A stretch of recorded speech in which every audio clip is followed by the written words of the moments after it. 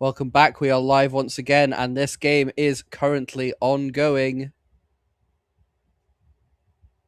And it looks like since we've left, a Primeval Titan has been removed from the battlefield with a Solitude, and a third Spelunking has come down for Andre Rodriguez.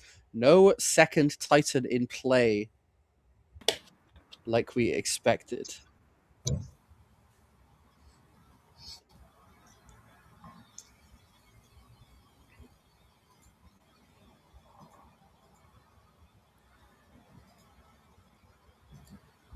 Yeah, we likely missed an Arena of Glory activation and a Hardcast Solitude, attacking for free life linking damage, in addition to the Ocelot Pride and the Cat token, and now it's back to Andre's turn, I think. So now Ole Rade is applying. Ole Lave is applying some good pressure here.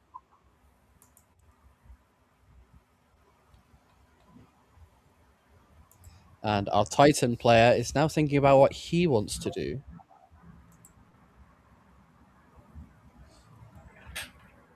Although it looks like he has 6 mana. It looks like he's eyeing up a play. Counting his Yeah, mana, which is not what Ole Olawe wants to see. I think it's 10 actually. It's 3 Gruul Turfs, Lotus Field, and Forest, right? So it looks like 10 in total. That's Yeah, more so than enough very than anything. considerate. Let's see what he is keen to do here.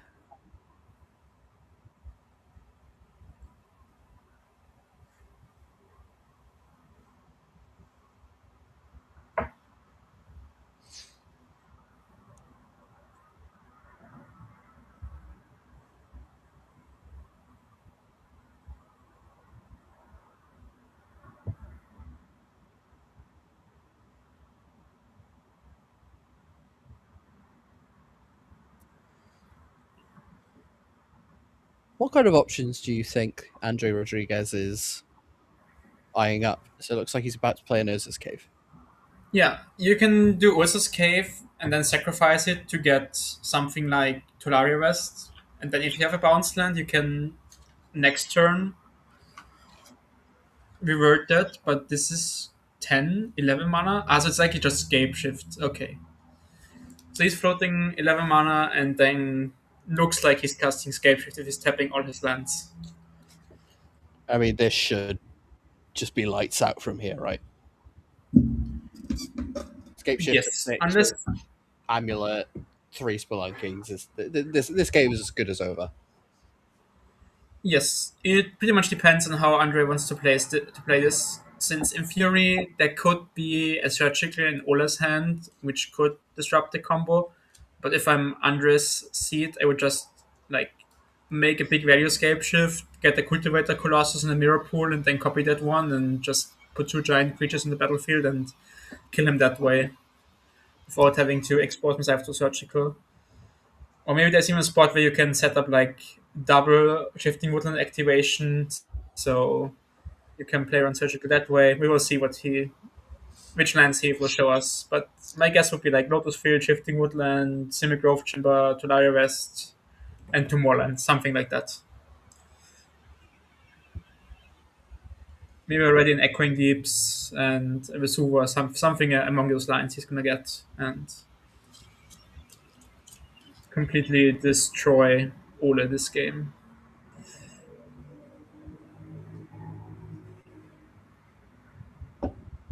Absolutely. It looks like he's decided on the 6 lands he wants to get off of the Escape Shift. And I would be very surprised if Andre does not win this game from this position.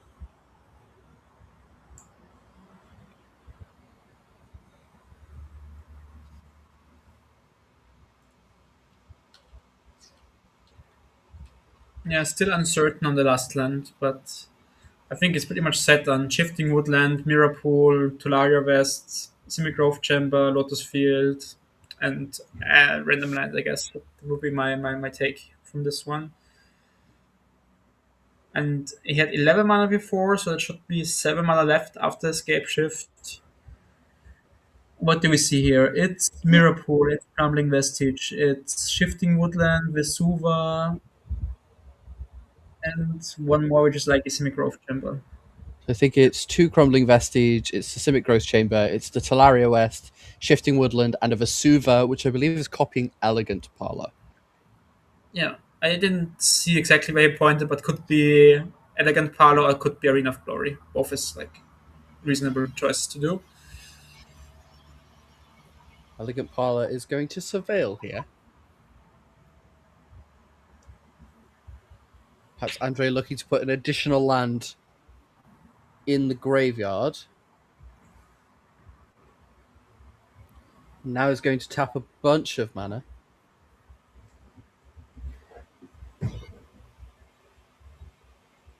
And a reminder, Crumbling Vestige making a mana on its own when it enters.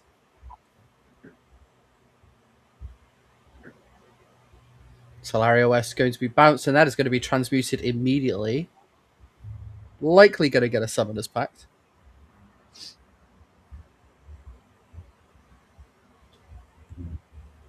And Summoner's Pact is what he gets. And there's the Aftermath Analyst. And now, Felix, how do we go off from here? So, if there is no surgical extraction in Ola's hand, then you basically want to loop Aftermath Analyst together with Shifting Woodland, because if you have Delirium, which you should have with Scape Shift Sorcery, instant from the Pact, creature from the Analyst, and then any land in your graveyard, means you have the 4 types completed. You can always activate the ability of Shifting Woodland to turn it into the copy of Aftermath Analyst, and then you can sacrifice the Shifting Woodland to its own ability that it gained from the Aftermath Analyst, and you return all lands from your graveyard back to the battlefield. This way, you're returning at least 2 Lotus Fields, or like a Shifting, or like a Echoing Deeps in a Lotus Field, or the Urza's Cave in this case in a Lotus Field, and this makes more mana since you sacrifice both Lotus Fields and like let's say 2 Crumbling Vestiges. It's like 10 mana worth of lands to yeah, so you make 10 mana with each loop, and you spend 8 on the Aftermath Analyst copy and on the activation. So 4 on the copy, 4 on the sacrifice. So that's 8 total you spend. And you get at least 10 mana back every time, which lets you make infinite mana. And once you've done that, you can have various ways to win the game. You can use Mirror Pool to copy Analyst and make infinite Analysts, or you can play a Titan and then copy that one and just decide to haste it all with the Hammer Battleman's Land. So you can sacrifice that one with the Lotus Field, and then you can just every time you make this loop, you can haste a new creature, and then you give all your creatures haste, and you attack for infinite damage. It's very complicated. But it's relatively clear cut. Yeah. And it looks like Olelave has not cast his Surgical Extraction yet. It's not clear if he has one in hand, even.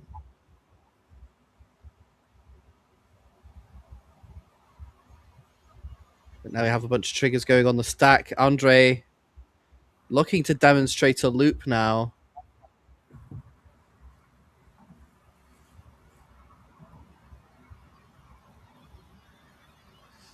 Looks like he's trying to explain to Olelave exactly why he is about to win this match. Yeah, and now with the addition of, I think, Urza's Cave, you can also navigate around Surgical in case of him having it. You can do like sacrifice it, get Echoing Deeps to copy the woodland, and then return all lands again before you before the Surgical Resort happens. So yeah, this game is just over, to be honest.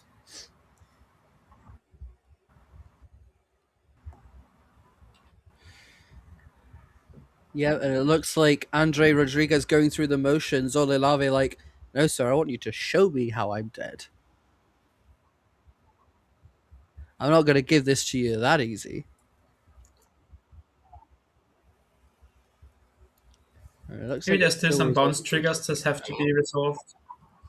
Yeah. Looks like Crumbling Vestige and Simic Growth Chamber being sacrificed to the Lotus Field specifically.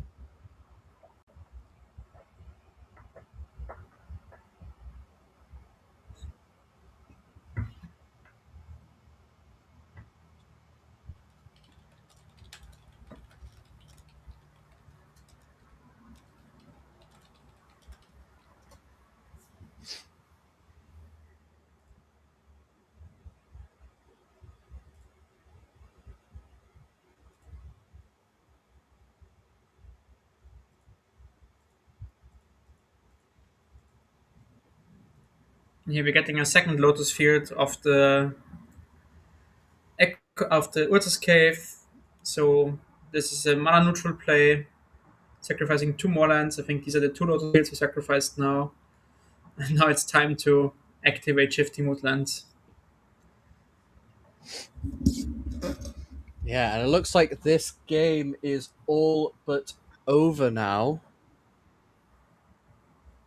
Let's see if we could perhaps move to a different match and see how that one is going on, because this one looks all about wrapped up.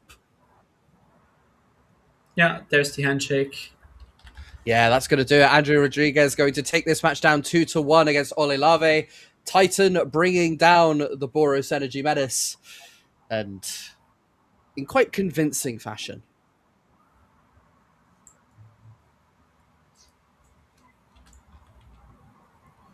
All right. We're trying to get things moved over to the Pauper table now, which I'm very excited is a Jund Mirror. Oh, are they finished? It's definitely not. There we go. Got Andre Santana at the top on Jund Wildfire. Oscar Christensen at the bottom. Looks like Oscar Christensen has taken game one. So we see a refurbished Familiar on Oscar's side, and a Nihil Spellbomb and a Troublemaker Oof on Andre's side. Felix, are you ready for a slugfest? Yes, I am. It's gonna be at least we're in for one more game, maybe two games. Sometime of John Miro.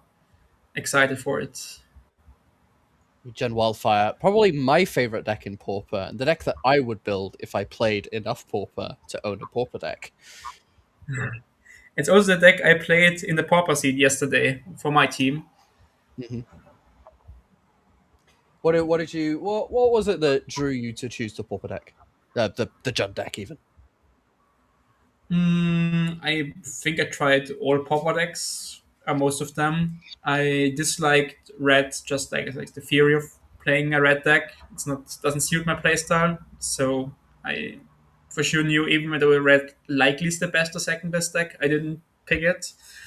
But the Chun deck basically has, I think, the appeal that every good Magic player wants to do. Like you can be in control of every game and every matchup. You always have like shots to win the game. There's no auto lose matchup or no auto win matchup. You always have to earn your victory and play better than your opponents to right. That's kind of the goal in every game of Magic. So it's just a deck, very versatile. You can customize it how you want it to. You got like 5 to 10 flex slots in the deck, so you can pretty much build the John Wildfire deck however you want it to and how it suits your playstyle. And the cards are all very powerful. So yeah, very very strong deck in the current meta game as well. And it looks like Duress going to be the play now for Andre Santana. We're going to have a look. Which cast down would you like to take? Says Oscar Christensen. Cast down. Going to be cast down. I think I see a Fanatical Offering in hand. Maybe two of them. Yeah, this game looks quite a bit in the favor of Andre, since 6 or 7 lands in play on his side and only 4 on Oscar's side. So Oscar seems Arriving to be Chrysalis coming struggling a down little now. bit. Yeah. And That's also a Oscar good only one. having 2 cards.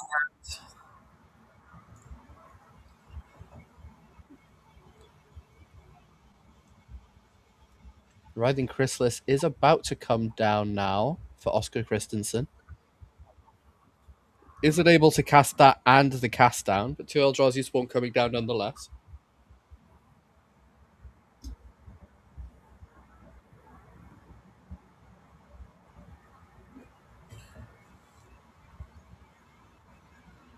And a Nihil Yeah. Spellbomb going to come down from one of these Eldrazi spawns. It's going to pump up the Writhing Chrysalis somewhat. Does Andre Santana have a means to deal with this Chrysalis? My money's on no. We discarded a cast down, so there might be more cast downs in the hand if we discard one of our premium removal spells. But let's see. Well, here's a Refurbished Familiar. That's going to force Oscar to discard that cast down.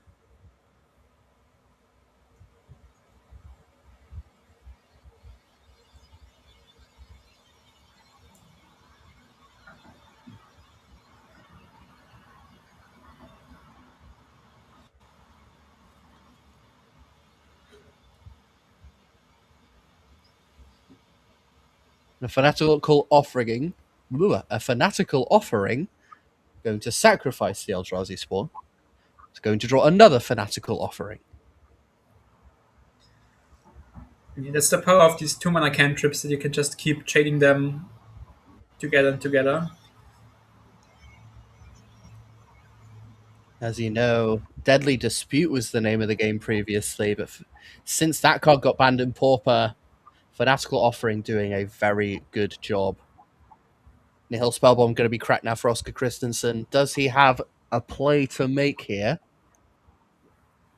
He has another Chrysalis. He could play it if he wanted to. It looks like he's eyeing up something different. Going to cast Cleansing Wildfire on a swamp. His opponent's swamp, no Yeah, less. just to draw a card. In this spot, you have no bridge on your own, right? So you can't target your own land. I mean, you can, but you shouldn't target your own lands. It looks like he just drew a Slagwoods Bridge. Yeah, off the cast of the wildfire. Yeah. Fanatical Offering going to sacrifice the second Eldrazi spawn now. Make another map, draw 2 cards. Looks like Mountain Slagwoods Bridge. Sorry, Drossforge Bridge was the second draw. And I think there's an Eviscerator's Insight still in hand for Andre Santana. And it looks like he's about to use it. Opts to sacrifice one of the map tokens. I think he might have just drawn a cast down. That's going to be very good.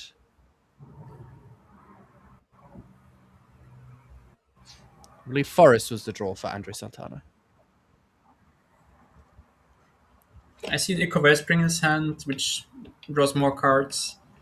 And I think a Sago Wildling, like the creature with the Omen to get the basic out of your deck. Now we see the Echo Wellspring drawing a card, and then if he decides to flashback the Insight, draws 3 more cards off it. It's very powerful. Ooh, hello. Writhing Chrysalis off the top from that map.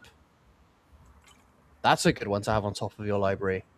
Oscar Christensen is not going to be happy about that. And a Sagan Wildling now. Get a gain 3 life.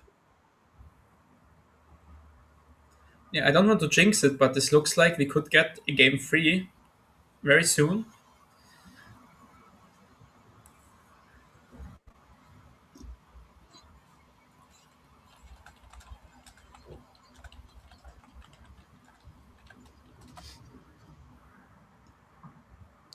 Oscar Christensen in a dire situation now. What exactly is he looking for to try and get back in this game?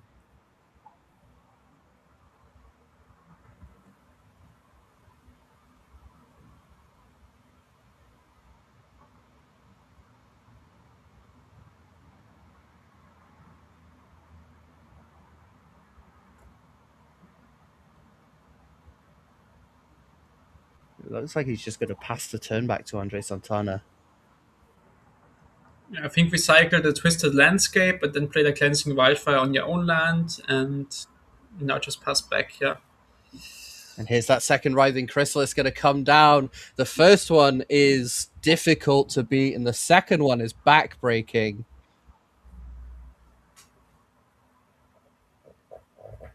We're going to get 2 more Eldrazi spawns now, and now this Writhing Chrysalis can really go in. That's a 5-6. Potentially 7-8, and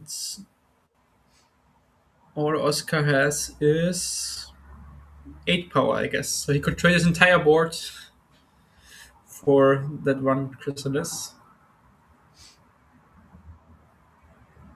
Not the best deal. And a single cast down can blow you out. So Oscar just opting to sacrifice an Eldrazi spawn instead. Andre is just going to pass the turn back now with 4 mana up after playing his Drossforge Bridge. And plenty of options available to him. He can play a cast down. He can flash back that Eviscerator's Insight, and it looks like that is what he's going to opt to do, sacrificing the Ichor Wellspring. We have Ancestral Recall at home. Yeah, even draw 4 cards with like Wellspring also has an ATB, right? So you draw 4 cards in total of these 2 cards. I think I saw a Refurbished Familiar being picked up, another one. So yeah, this looks quite over. Yeah, this game is looking very dire for Oscar Christensen. I don't see how he's going to bounce back from this. And here's a Refurbished Familiar going to draw out the last card from Oscar Christensen's hand. He's going to respond with a Toxin Analysis on his Refurbished Familiar. That's going to make attacking difficult for this turn. Also going to get him a clue, but crucially, that Refurbished Familiar now going to draw Andre Santana another card. And here's another Refurbished Familiar. We're going to cantrip that one. I believe a Troublemaker Oof in hand as well, so we can just get rid of this Death Touching Refurbished Familiar if he wants to.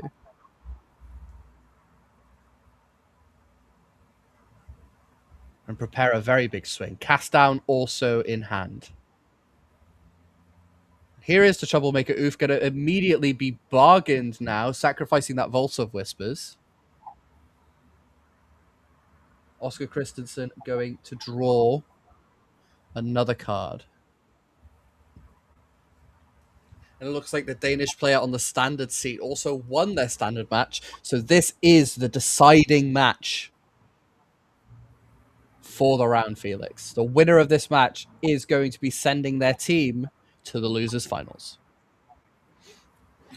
Yeah, if you win this game, you have locked up top 3 of the tournament, right? Which I think is a pretty good achievement already. I mean, top 4 is as well, but yeah, we're just thinking about doing a full swing, or I think there might have been one trigger missed on the Chrysalis from Andre's side, and players are thinking about it.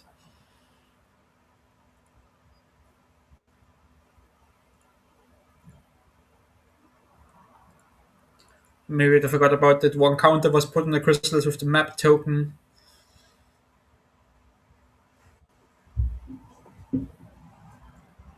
Yeah, players just clearing that up now as we see a full swing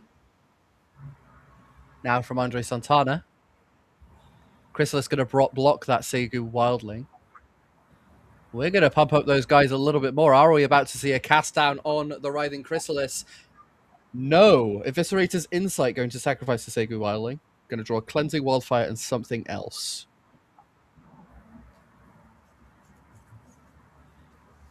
Yeah, getting in for 8 damage, I think. It's definitely a lot. Oscar Christensen now down to 10. Duress has been a pickup now for Andre Santana. Not going to be very useful when your opponent is hellbent.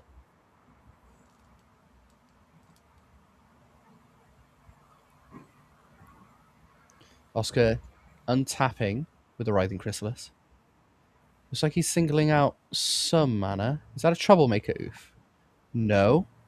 Fanatic Offering. That's not a bad starter for your Oscar. I still don't see how he's coming back from this, but maybe 2 cast down can do something. Yeah, or your own Chrysalis and a cast down. It's, A Wellspring. Gonna get another redraw.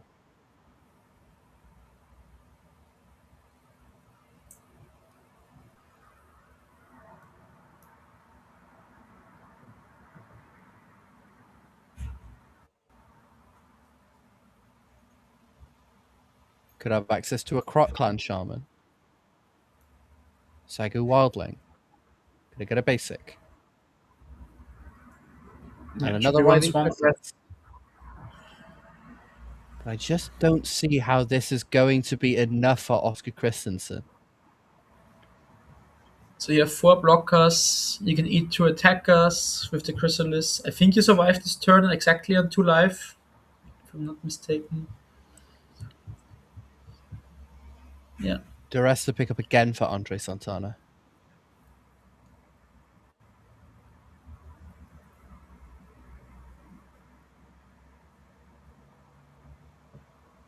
Cast down, going to take that Riding Chrysalis, and Oscar Christensen puts his cards away. Andre Santana is going to lead this match. Even the scores. It's 1-1 now, and this is the deciding game.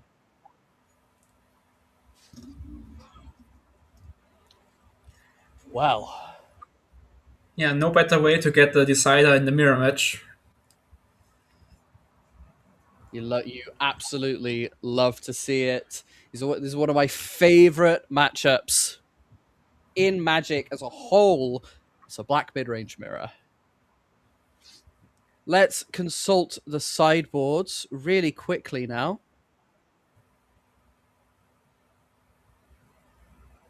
For both players, our players now sideboarding.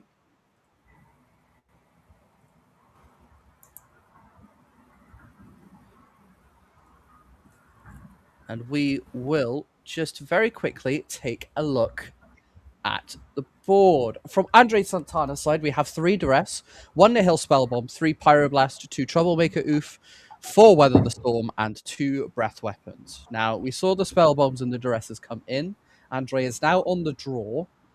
Do we think he's making any additional plans? No, I mean, Spellbomb, we already have 3 in the main deck. We saw the 4th copy likely coming in. We saw the Resses and the Troublemaker Oofs, which is pretty like standard what you want to do in the mirror. You want to disrupt the opponent's hand. You want to exile the graveyard and you want to exile the artifacts. You don't care about life with Weather Storm. You don't care about small creatures with Breath Weapon. Or there are no blue spells to be found for Pyroblast. So pretty easy changes. You are likely cutting. You should be cutting, depending on personal preference, of course, but you should be cutting Toxin Analysis and Karklan Shaman from your deck. Andre hasn't, I think there's no Toxin Analysis in Andre's deck even, so None it's at likely all. just cutting the 3 Shamans and then maybe 1 Sargo Wildling, maybe one, but we saw that one, maybe 1 Jixen Infiltrator, it's a card that does nothing, or 1 Caston even. Yeah, pretty much that. Maybe doesn't even bring in all the Duresses. But yeah, Kakan Shaman is the only useless card, and the rest is fine to play. Absolutely. And let's quickly look at Oscar Christensen's John's deck. He has 3 Duress, 1 Nihil Spellbomb, 1 Pyroblast, 2 Red Elemental Blast, 1 Heritage Reclamation, 1 Troublemaker Oof, 3 Weather the Storm, and 3 Breath Weapon. And we did see him keep Toxin Analysis. Yeah, In there's this kind of a game. split opinion. There's kind of a split opinion on this. Some people like to keep Karklan Shaman plus Toxin because it allows you to always reset the board when you're behind. And some people say, no, I don't want it because it's like easily disruptible with cast down or with makeshift munitions. So you usually don't do that. Maybe Oscar took like all the shamans out and only kept 1 toxin in, that's fine. But yeah, it's basically split opinions on this one. But we're gonna see the same cards from him: Troublemaker, Oof, Duress, and Nihil Spellbomb. The Heritage Reclamation instead of the second Oof is not so good here since it only destroys artifacts or enchantments and doesn't exile them. So you can't kill the opponent's bridges like you can do with the Troublemaker Oof. All right, then. So it looks like both of our players have very solid options in the mirror. Both of these builds slightly different, one with Toxin Analysis, one without. But we've seen both of these builds do very well at the European Magic Cup so far. Let's head straight back now to our feature match. Our players shuffling up and getting ready to go for game 3. This is the decider game. It's very important for both teams that they win this game now, as if they lose, they're out of the tournament. If they're in, they have a chance at the losers' finals against, I believe, the team of, bear with me, let me get the bracket up, the team of Fajin, Fedi, and Chiapoli. I don't recall which country that team is from. The the Italians, so The local Italian. heroes. The local heroes in the losers finals playing for their spot in the grand finals against the so far undefeated today Swiss team. They've been on an absolute tear.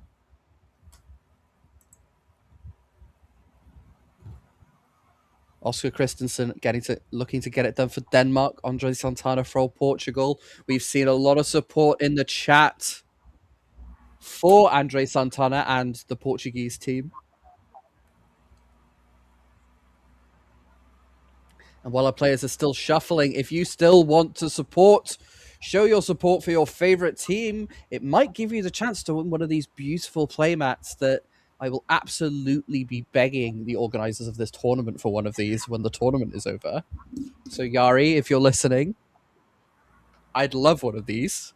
But you have the chance to win one. All you have to do is type hashtag EMC and your team of choice. Who do you believe is going to win the tournament? We have only 4 teams left in the running for the European Magic Cup title. Root for your favorite in the chat, and you might be in with a chance to win a playmat on each of our platforms: Twitch, Instagram, Facebook, or Twitter. Follow us on those platforms, hashtag EMC and your favorite team, and you have a chance to win one of those playmats. Looks like our players are consulting their 7.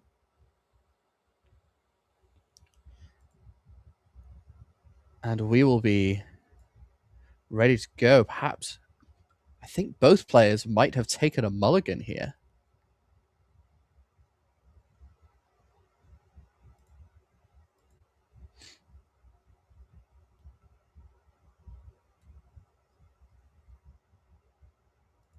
Let's see.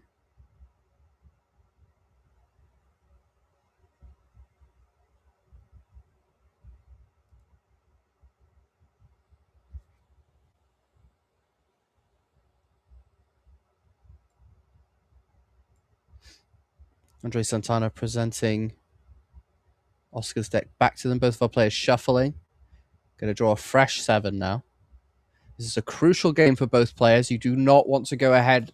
You do not want to fall behind in this mid-range mirror. It will lose you the game.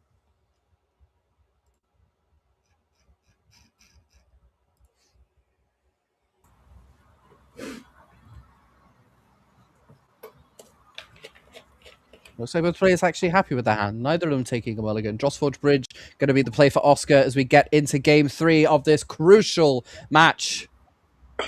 Drossforge Bridge. Ditto, says Andre Santana, and passes the turn to Oscar, who now has a choice to make. Slagwoods Bridge going to be the play at a duress now, fired off from Oscar Christensen. Let's have a look at that hand. And Felix, let's see what options are available to him. Yeah, I see Cleansing Wildfire, Neil Spellbomb. I don't see the third card below those two. Troublemaker Oof, Refurbished Familiar. I think there's a cast down. Okay. If it's a cast down, I would likely take the Cleansing Wildfire. I think I'm in agreement with you there. Yeah, this just... I don't see a forest in Andre's hand because I think that's a swamp in a twisted landscape. And also, this allows him... It just slows him down, denies value. The Wildfire is still a 2-for-1 card, right? You're getting a land and drawing a new card out of your deck, so taking the 2-for-1 card off your deck is, I think, the best to do for now, slowing down Andre, and yeah, he can do the rest of his own now, I guess. Absolutely. I'm inclined to agree. Duress off the top for Andre Santana is brilliant. And now we're going to see Sigurd Wildling from Oscar's side with a refurbished familiar, fanatical offering, and a Nihil spellbomb. Which of the two are you looking to take here?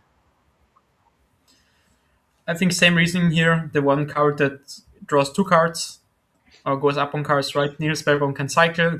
You can always replace itself, but Fanatical Offering draws you two cards. So I think that's an easy pick here for Andres. Well, Andre is having a good think about it and does decide to take away the fanatical offering here. Duress going to the graveyard. He's going to play his land drop before Oscar untaps his creatures. Yeah, you usually don't want to use these landscapes. Like, you don't want to sacrifice them. You want them to keep them around as colorless land if you can afford it, just to have like simply more mana over the entire game. But now Andre is, I think, kind of forced to get a basic forest. Maybe not this turn, but next turn for sure. If he doesn't draw like the Green Bridge or a basic forest or wildfire. That Duress very crucially allowing him to play something, play that twisted landscape and still be mana efficient.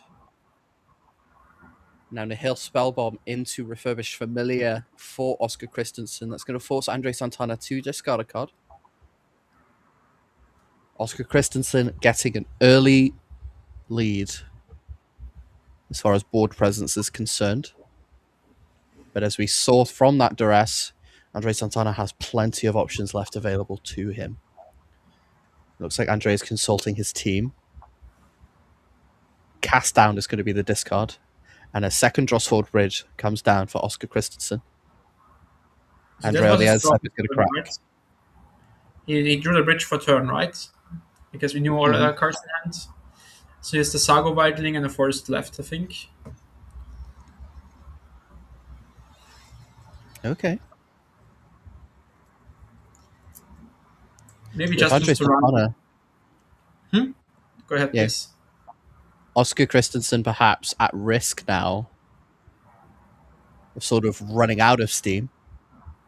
Sega Wildling in hand doesn't currently have the mana to cast it, nor the lands, whereas Andre Santana's hand is pretty good, even if he doesn't necessarily have that board presence. As we see, he plays a swamp.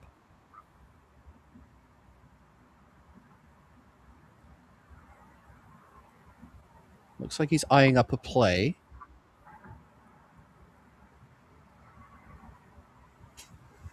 No, has a second thought. Oh, never mind, he's thinking about it again.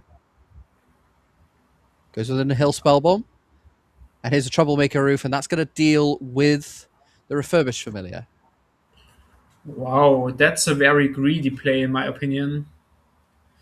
Very greedy, but let's not forget Andre Santana knows the contents of Oscar's hand, knows he doesn't have much more going on, and is willing to bet that he's not going to top deck something. Fanatical Offering off of that Nihil Spellbomb, and it's going to activate the Spellbomb, pay for it for an Ancestral Recall at home. I think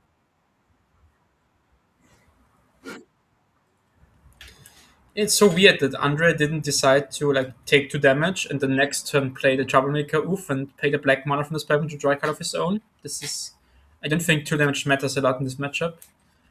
But as you said, Oscar drew the Fanatical Offering from the top and got to build his own Ancestral Recall, drawing 3 cards and refilling his hand. It's definitely an interesting play from Andre Santana, but perhaps he is trying to hedge his bets a little bit here, trying to gain an advantage and try to put Oscar Christensen to the test. It's like, I know what your hand looks like. It doesn't look the best. I'm going to start to get an advantage and put the onus on you to do something. As we see now, he's going to swing with that Troublemaker Roof. Oscar goes down to 18. Still has mana to make a play. Only one artifact in play, so that Refurbished Familiar in his hand is going to cost 3.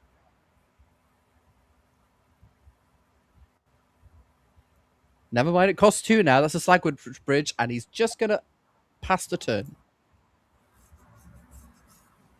We're probably looking at Forest, Segu Wildling here, right? Unless you draw a Chrysalis, I think you do Forests, Saga Wilding, yes. I think it's all Playing he's got. Chrysalis, I think it's. Yeah, playing Chrysalis is always the best option you can do, but he drew 3 cards of the Fanatical Offering, right? So you can have a Chrysalis in potential, but yeah, just slamming Wildling for 3 body, gaining life, and pressuring Andre is also a good thing to do, I guess. Plenty of options available to him. Looks like he's mulling over them right now. I don't see what's in his hand currently, but we know that it is at least Forest Segu Wildling. I believe Slagwood Bridge was one of the draws off of the Mhm. Fanatical Offering. So one So, unknown plus the draw for and the turn. one from Spellbomb, so actually 3 unknown in total. Since we drew Yeah, 3 you're cards of absolutely the correct. offering, right? Yeah. But opts for Forest Segu Wildling. It's going to gain some life. Oscar going back up to 21.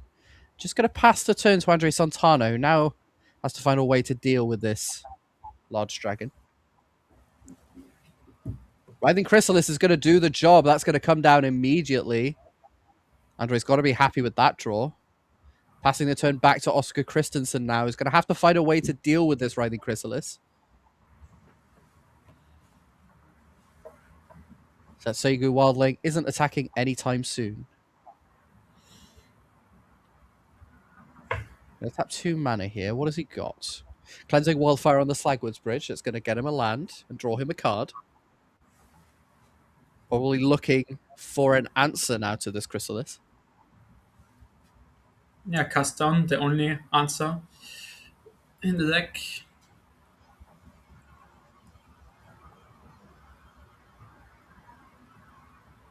Of course, the Chrysalis on your own would also work, right? Yeah, but doesn't have the mana to cast it unless he has an untapped land in hand. Which, he could well have one. Yeah, there are not too many in this deck, but he could have for sure. Especially with 4 bridges already gone, so the odds of tapped lands decreases. Absolutely. Plenty of untapped mana still in the deck.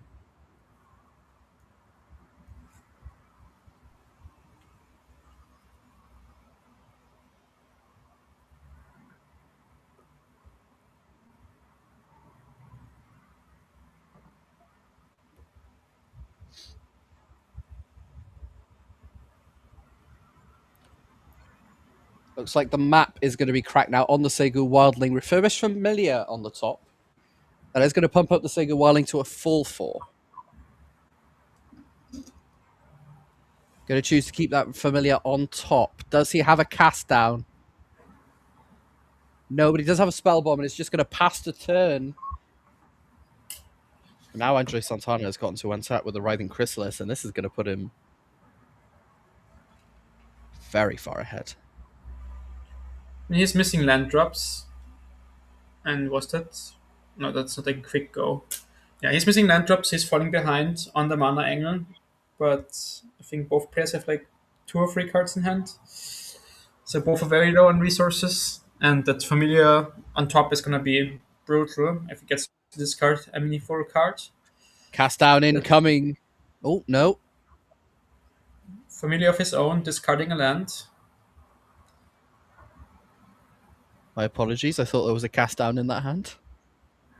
No Gonna worries. swing with that Chrysalis.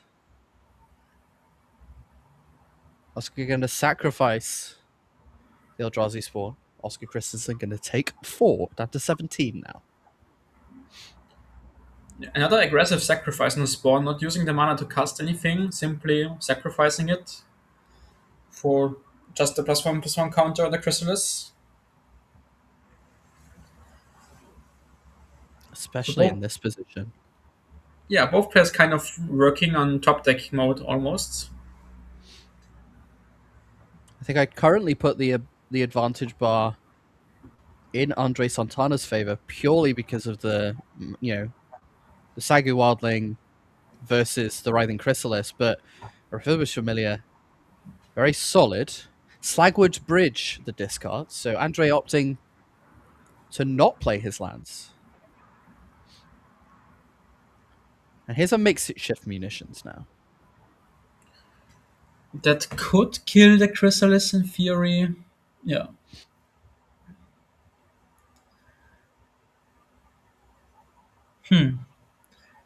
I mean, now you can kill the Familiar with the Spellbomb, draw a card, attack for 6 in the air. You get attacked back for 6 on the ground, of course. I think this match is decided by the player who draws their second or first Chrysalis. Like, whoever draws another Chrysalis first, that player will win the match, likely. Looks like makeshift munitions going to sacrifice the Nihil Spellbomb to draw a card and kill that refurbished familiar. Sega Wildling going in. Andre's at 16.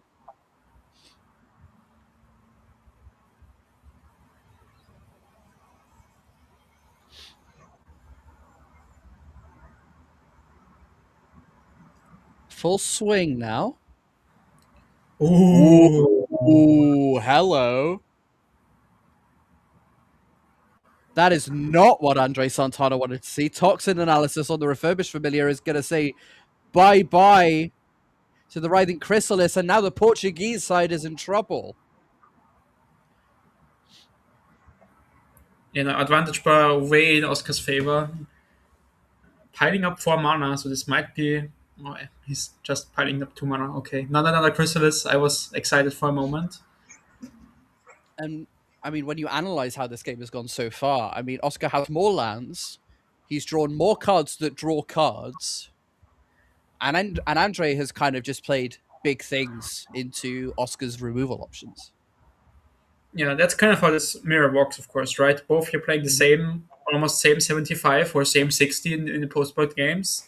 I think the only difference is like Oscar has the toxin analysis, and besides that, both players are playing the same game. So the one who draws more cards and keeps the card flow going wins. And there is a very scary card. That is a Chrysalis alongside a Segu Wildling, and this game is slipping away from Andre Santana. He had the advantage, but he's drawn a couple too many lands. No ways to realistically draw cards. No realistic threats. Cleansing Wildfire is to draw off the top, but I don't think this is going to be enough. He needs to find a Chrysalis or a cast down right now. Perhaps a Cleansing Wildfire could help him find one.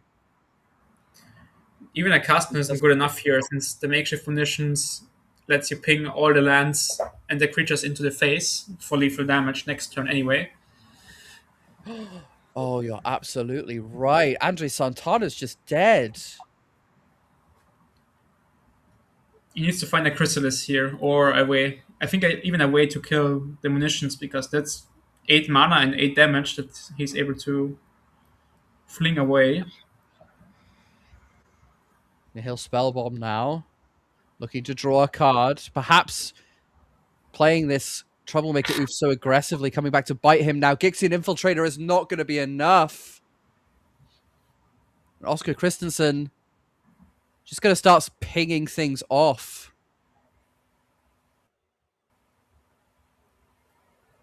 Yeah, that's lethal. And Andre Santana gonna extend the hand. Oscar Christensen is gonna take this match down 2-1, and the Danish side will be facing the Italians in the winners' finals. Felix, that was quite the mirror match to watch.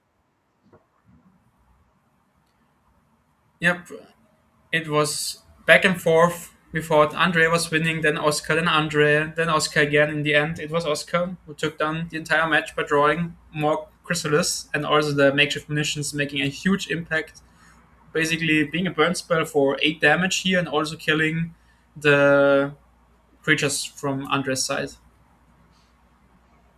Absolutely, and yeah, I mean that's how it goes, really, isn't it? And now we have it. We have set the stage for our finals match, our losers' finals match. We have. Sorry, here it is. We have the Italian team, led by Fagin, Fedi, and Chiopoli, against the Danish team led by Ole Lave, Mix Madsen, and Christe. That will be our next round. We are Yeah. going to take a short break, but when we come back, we will have the losers finals of the European Magic Cup. So Yes. don't go So top anywhere. three.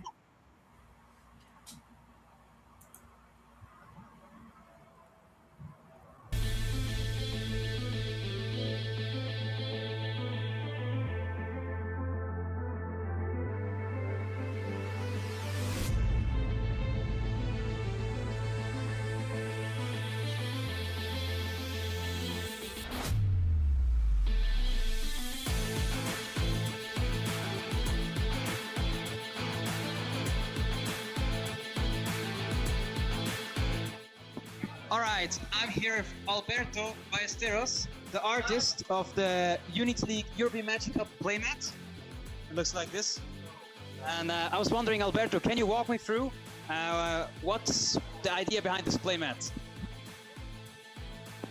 So the first idea was to do something related with a deck.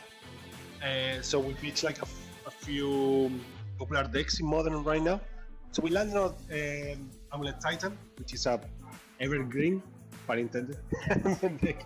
Evergreen deck, very popular in Modern, which is one of the formats. Yeah, and it's been always there. Like it's one that it's been like for many years. So with that idea as a base, we decided like since Lordwing was the last set, just to throw like a little bit of Lordwing flair. So that's why the elf it's the Lordwing base. And then we were thinking about like the idea of the Titan bring like living lotuses on his footsteps. So just to do something like Magic as a whole, like something that all Magic players can recognize. So I thought that would fit like really nicely on the theme, and then we added the amulet to the corner, kind of like the idea, and it has like the Lordwing side and the Shadowmoor side. So which made like a very colorful idea. Yeah, like really pleased with how it worked out. Yeah. Awesome. Yeah, so every player of your Magic Cup will get a special version of this, which has the names of the players on the playmats with their formats that are playing in the countries that they're representing. But yeah, you can also purchase one of those playmats on site or join the raffle on our Facebook, Instagram, X, and Twitch. And yeah, you can win one of those nice playmats. Yeah, so be sure to like and follow us and all of the other actions you need to do. Yeah. Is there anything else you want to say, Alberto, about the work that you're doing or about the playmat? Well, so my main focus is I have a wide range of tokens, always doing more. Yeah, no, it's just a pleasure to be here. Really excited. I'm really proud of the playmat. So yeah, thanks for trusting me and giving me some space to be here. No, it's definitely awesome. Thank you so much for and having you here. And yeah, that's it. Back to the booth.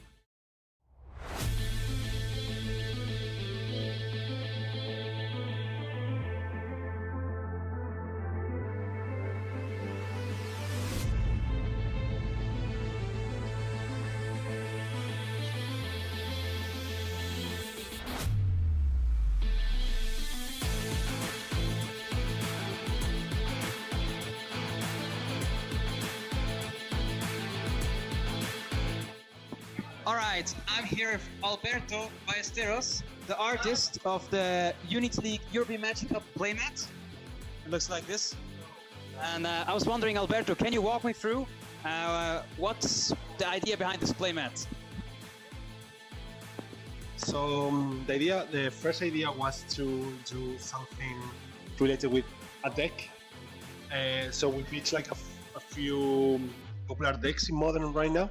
So we landed on Amulet Titan, which is a evergreen, pun intended, deck. Evergreen deck, very popular in Modern, which is one of the formats. Yeah, and it's been always there. Like it's one that it's been like for many years. So with that idea as a base, we decided like since Lordwing was the last set, just to throw like a little bit of Lordwing flair. So that's why the elf it's the Lordwing base. And then we were thinking about like the idea of the Titan bring like living lotuses on his footsteps. So just to do something like magic as a whole, like something that all Magic players can recognize. So I thought that would fit like really nicely on the theme, and then we added the amulet to the corner, kind of like the idea, and it has like the Lordwing side and the Shadowmoor side. So which made like a very colorful idea. Yeah, like really pleased with how it worked out. Yeah. Awesome. Yeah, so every player of your Magic Cup will get a special version of this, which has the names of the players on the playmats with their formats that are playing in the countries that they're representing.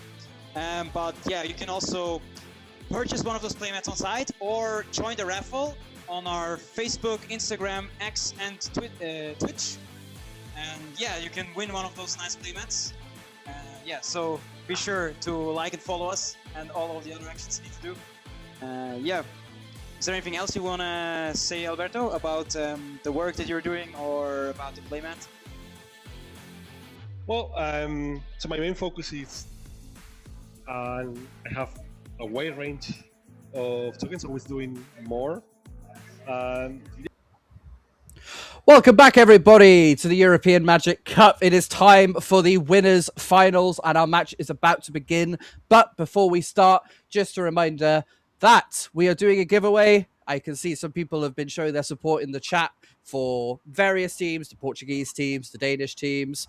Please do type in hashtag EMC, followed by the team you want to win the European Magic Cup. And you may be in with a chance to win one of these beautiful playmats that I will be begging the organizers for once this tournament is over. Let's very quickly just go to our players for this tournament. We have Olilave versus Oscar Christensen and Mick Madsen versus the Italian team of Ari Fagin, Tommaso Chiampolini, and Alessio Fedi. And we are going to cover Mick Madsen versus Alessio Fedi. Mick is at the top playing Is It Spelementals? And Alessio Fedi is on Elementals. Just Elementals. As we see now, Spybluff Canal into Multiversal Passage for Mick Madsen. Alessio Fedi with a Steam Vent, and it's now his turn. Felix, what do you think about the Is It Spelementals versus 5-color Elementals matchup? Yeah, it's a very weird matchup since both decks are more designed to beat up on the cup decks and the landfall decks, and not really designed to win or to play mirrors, right? So both decks try to cheat in elementals and then use Thunderflock to bounce on non-elemental creatures. So from both sides, the Thunderflocks are kind of useless. They're just like cheap 5/5 flyers, but they won't bounce any creatures. The Izzet deck is taking more the control role, right? It's playing lots of cantrips, some removal, like Burst Lightning, which is not that effective here, but many cheap cantrips, and then playing Animal Crab and Thunderflock. And the deck from Alessio Fidi is more like a mid-range deck, playing cards like Roaming Throne to double up your creatures, and using the multicolor lands to play all different kinds of elementals in a blue-red shell. And it looks like Mick Madsen playing a Midnight Winter Night Stories, discarding 2 more copies of Winter Night Stories, and Alessio Fedi meeting him with a Winter Night Stories of his own. That one's going to discard a Vibrance. It's just going to pass the turn to Mick Madsen. What has he got up of his sleeve now? That Multiversal Passage. And I believe that's a Half Elemental coming down. Immediately going to harmonize the Winter Night Stories. Going to draw 3 more cards. Discard some other ones. I can already see a Spell Snare and a Sunderflock in hand. Mick Madsen getting ahead on the board very quickly now.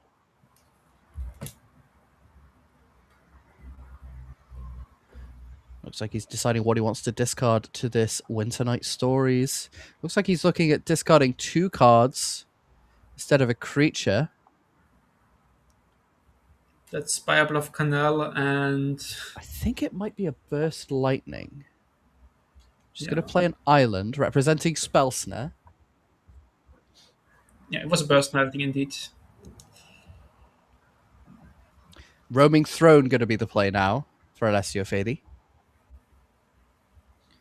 Burst Lightning, the draw for Mick Madsen. Going to swing him with a Half Elemental. That's going to deal 4 damage.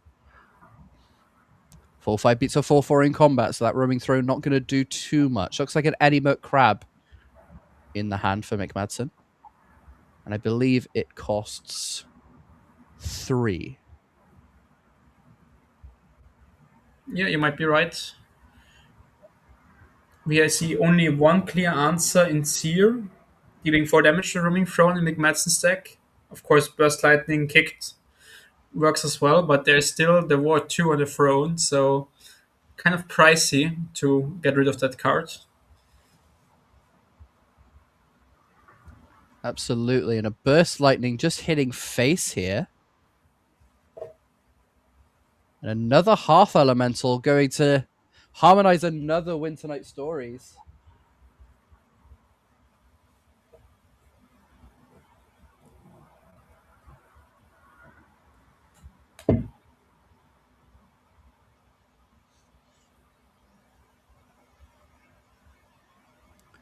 Looks like we're discarding a Spell Snare and a Steam Vents.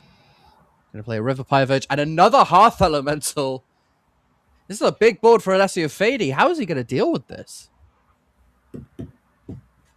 I think Deceit would be a good start, just bouncing both of them.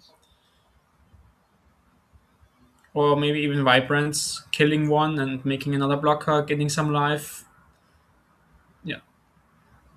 And this looks like Vibrance getting, with the double triggers, getting 6 life, searching for 2 lands, and dealing 2 times 3 damage to hopefully a single Earth Elemental.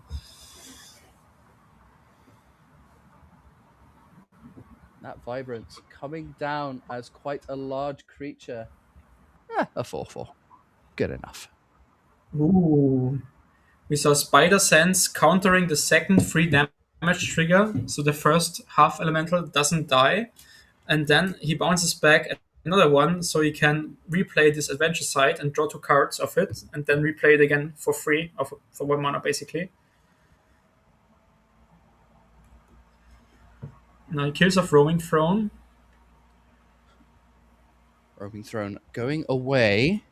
Going to deal with 1 of the Hearth Elementals, but another one about to come down for Mick Madsen, and he just plays it for 1 mana. And Hearth Elemental does count, as it is a card that has an adventure.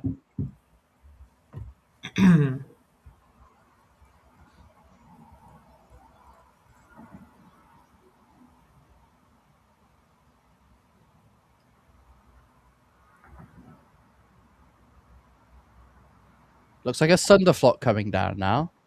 That's just a 5/5 flyer, as all the creatures in this matchup are elementals. So not the game-ending threat that it usually is against us. Yeah, but still in this point, like on the battlefield, having a cheap 5 mana, a 5 power flyer, that's basically unblockable for Alessio's deck, since I don't think there's a single flying creature in his deck. Mm-hmm. There's second Roaming Throne again. naming elementals, of course. And that's a Vibrance. That's probably. Are they going to kill something? Looks like he's going to try and kill the Thunderflock here. Really showcasing the power of these Law and Eclipsed elementals. The incarnations have had a massive effect on Standard.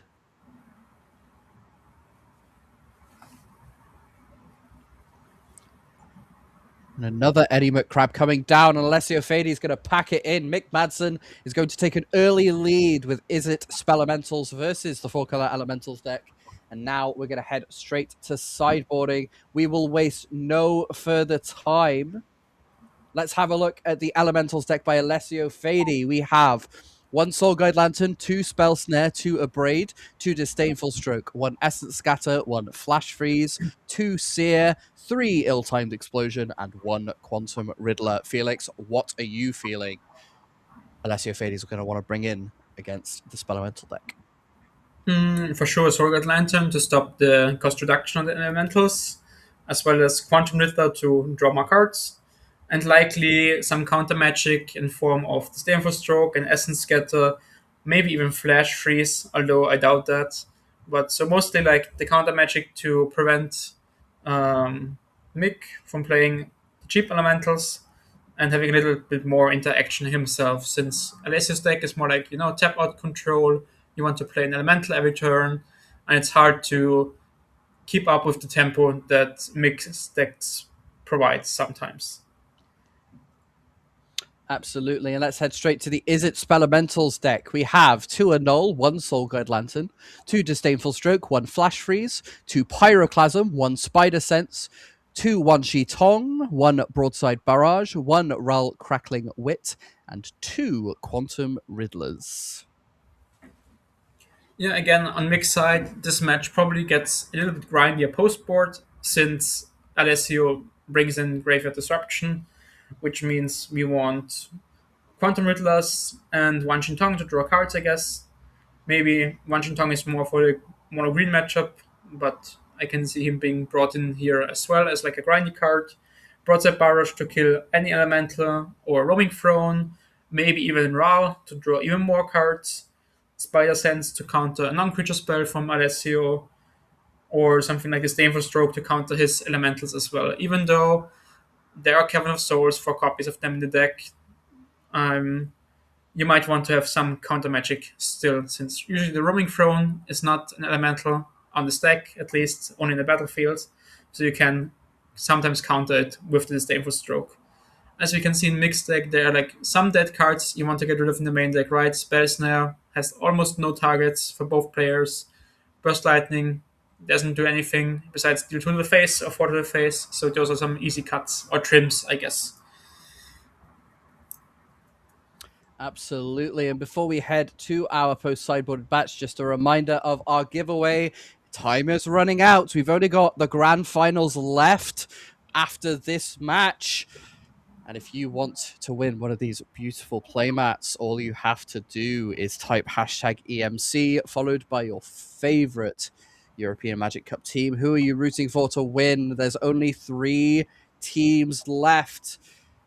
We have the Swiss, we have the Italians, and we have the Danish team left in the tournament. So one of those teams is going to win the European Magic Cup.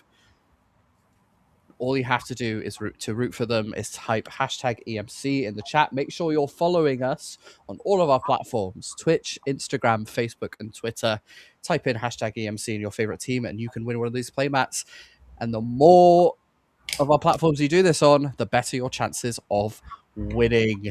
Now, it is time. Our players still consulting their sideboards here.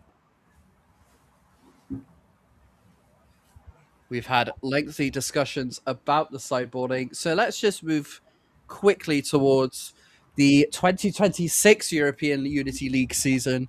If you are looking to get involved and perhaps join us at the European Magic Cup in the first quarter of 2027, you're going to want to get some points at the leaderboard. There are plenty of multipliers. You can attend regular events, league events, district events, or premier events, all of which have their own point multipliers. The important thing you need to do is tell your store that they should be supporting the European Unity League, and any events that you attend will give you points to the leaderboard. That will help you to qualify for the national events. Perhaps you might get lucky and win and spike a large event. You can get an invite straight to the European Magic Cup. But if not, the Nationals is your way forward. Do well at Nationals, like good old Felix over here, and you might get yourself an invite to join him at the European Magic Cup next year. Felix, are we ready for some magic? Absolutely. Time for more standard. Players are... Can I just say, I love this format. You love it? I thought this format was going to be Spire Bluff Canal is everywhere. It's going to be Izzet Central. And there is still a lot of Izzet in the format, but they're all having a very healthy, they're all contributing to the metagame in a very healthy way. And, it's absolutely, I do not believe that there is a clear best deck in this standard format. It's been very diverse. We saw quite a lot of landfall at the start of this tournament, but a lot of those landfall decks have fallen in the early hours of the top 8, and we're seeing a lot of these elementals decks doing really, really well in the standard portion. Yeah, I thought it's going to be like a breeding pool format with all the Badgermole Cup decks and Ouroboros running rampant in the early weeks of this format until the Pro Tour. Mm-hmm. And now we have a really, as you said, very diverse meta game. Many decks are viable. You can play whatever suits your playstyle. You can play an aggressive deck. You can play a control deck. You can play a mid-range deck. Even some combo decks like the Demon kind of combo deck, Doomsday, Excruciator, plus Restless Reef. So whatever suits your playstyle, I think all of the decks are viable. That's also a great thing for Standard. Right now there's a tournament happening in America, and I think the most played deck is like 10%, and there are like 6 or 7 different decks, all of more than 6% metagame share. So like 6 to 10% on the top 6, 7, 8, 9 decks is great looking for Standards. Absolutely. I mean, the Pro Tour really changed everything. Before then, everybody was assuming it was just, it was Badgermole Cubs world, and we were all just living in it. And there were even people calling for that card to be banned. As it turns out, the Badgermole Cub decks did really badly at the Pro Tour, and all the anti-Cub decks were the ones that really shun in the standard format. And the format has completely changed since then. We've gone from a format that we thought was completely solved and broken to one of the best standard formats we've had in a very long time. Although with VV and all of the other decks, the bar wasn't necessarily that high, but standard is standard is well and truly flourishing right now, and it's not just a meme. Yeah, it's you're right. This is one of the best formats I've seen and played so far in a long time. Mm-hmm. I think Alessi decided to keep his 7, and Mick took a mulligan, or is taking a mulligan right now down to 6. It looks like another one-lander from Mick, but a decent amount of cantrips to potentially get some more lands. It looks like he's considering keeping it. I see a Flame Braider. I see an Ashling. I see a Roaming Throne. Plenty of options for Alessio. Looks like a very solid hand, but no, Mick Madsen opting to take another mulligan. Gonna go down to 5. Now with 5 cards, I feel quite uncomfortable in the position of Mick. Like playing against Alessio with his elemental deck who wants to outvalue him. With 5 cards, it's gonna be more and more tricky every time. Since Mick is more like the tempo play or tempo deck. His deck is taking the tempo role in this game, and having less resources makes this more difficult for sure. Also having less spells in hand to put in the graveyard, to reduce the cost of the elementals. but we will see. Maybe he gets to chain some spells together, like cantrip into cantrip, and that can make up for the mulligan. So we will see soon. Absolutely. And Mick consulting his hand, looking to put his second card away, perhaps eyeing up a Spidey Sense or I believe an Opt. It looks like an OG opt on the front. From I think Invasion is the first print. I love a good OG Opt. It's what everyone was playing when it was printed in Dominaria and introduced into Modern, where it actually made quite a large impact on the format. Yeah, Blue White Control was playing it quite a lot. Yeah, or the It's being Storm, I quite a- think, Hmm. back then.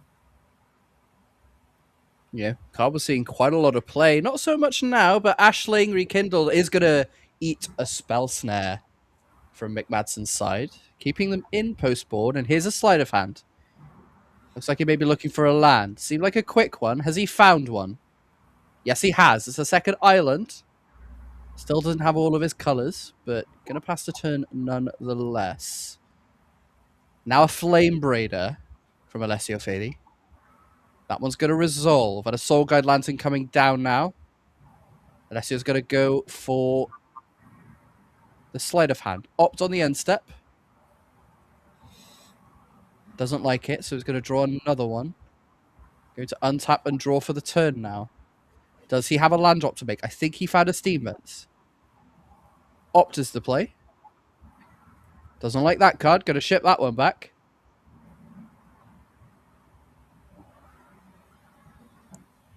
Three cards in graveyard for Mick Madsen.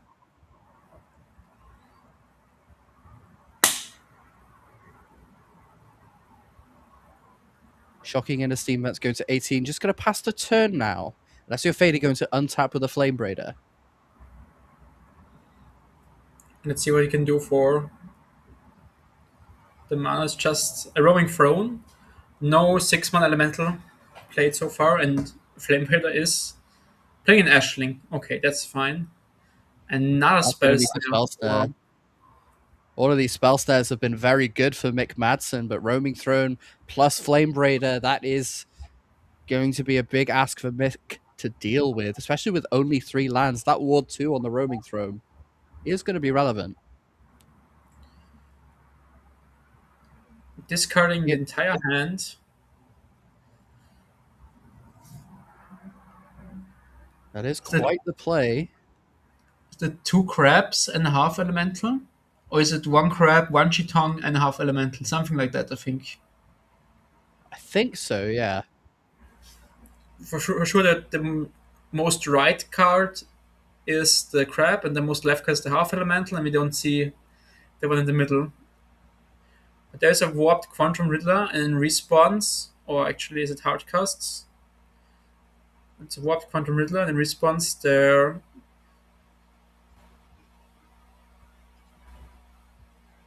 was a bounce off.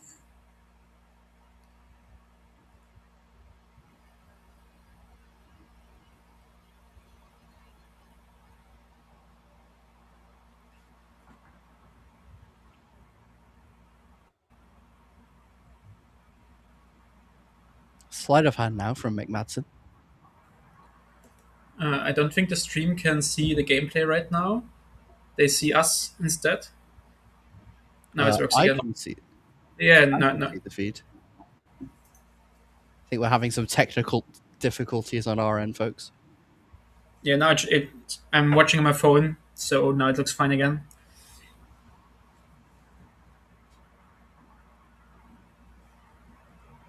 And here is a Hearth Elemental from Mick Madsen. Alessio Fedi going to untap now. Cavern of Souls land for turn.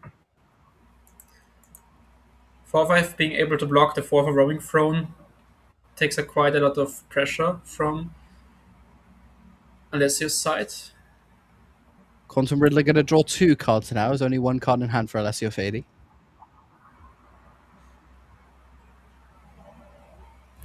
Can I just say, an absolutely beautiful deck from Alessio.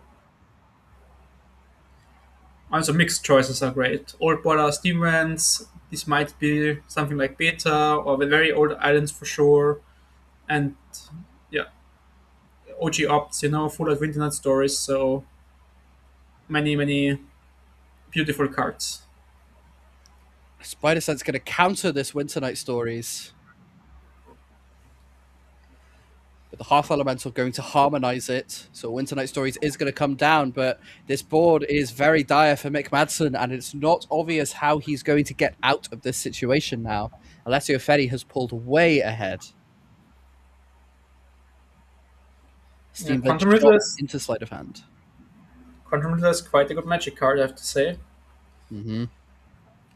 Really is. Made a big splash since it was printed in Edge of Eternities last year. And a full swing with the Roaming Throne and the Quantum Riddler. Looks like a Flame Braid is about to be played. There it is. Then a Breeding Pool tapped. We untap and draw, but this might be the last turn of the game for Mick Madsen, unless he can find something good here. Opts the play.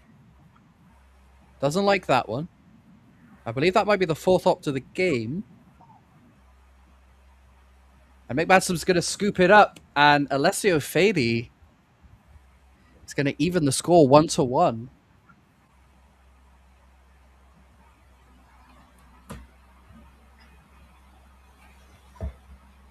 I'm aware that Oscar Christensen has won his game 1.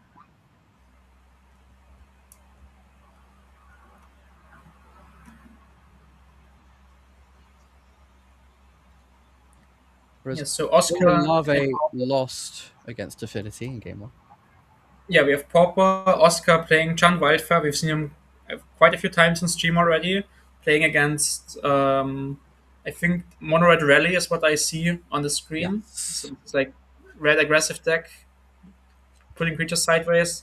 A good matchup for Junt, especially if you win game 1. It's possible it gets way better for a Junt player. It gets like breath weapons and stuff. So I predict Oscar is winning this one 2-0 or 2-1. And instead we have the 1-1 score right now going for game 3. And in the modern table, it was Affinity against Boros.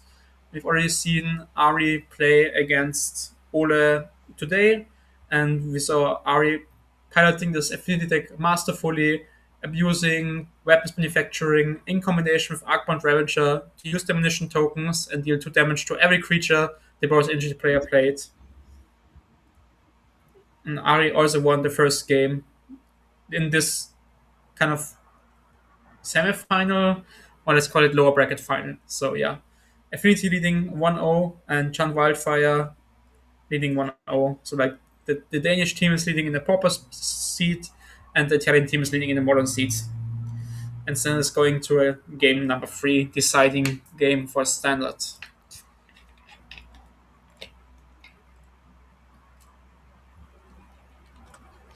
So our players shuffling up and getting ready to go for game 3 here.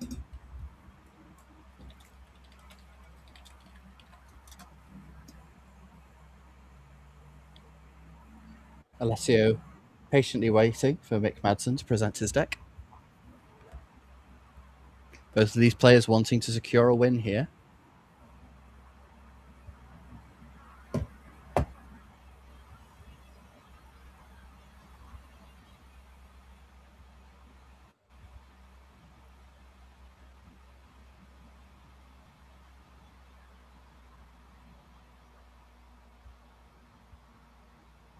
Mick Madsen looking to replicate the insane lead he got in the first game.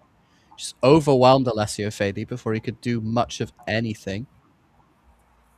He's looking for a good mixture of lands and spells, and I believe I do see that. Steam Vents and Multiversal Passage. I see a Hearth Elemental, Winter Night Stories, Elimert Crab. Might be a Sunderfall. Yes. Might be a lot of creatures. It seems like a creature-heavy hand.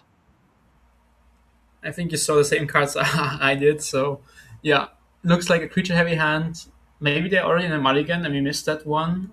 Maybe it's 2 Elimert Crabs actually. Let's see what they decide to do. Mix on the play this time. So he has kind of the first move, right? For Alessio Fady, I see 2 Steam Vents. I see a Deceit.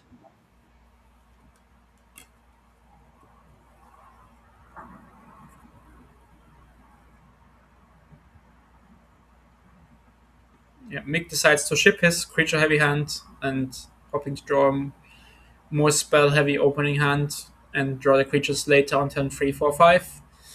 And Alessio keeps his 7.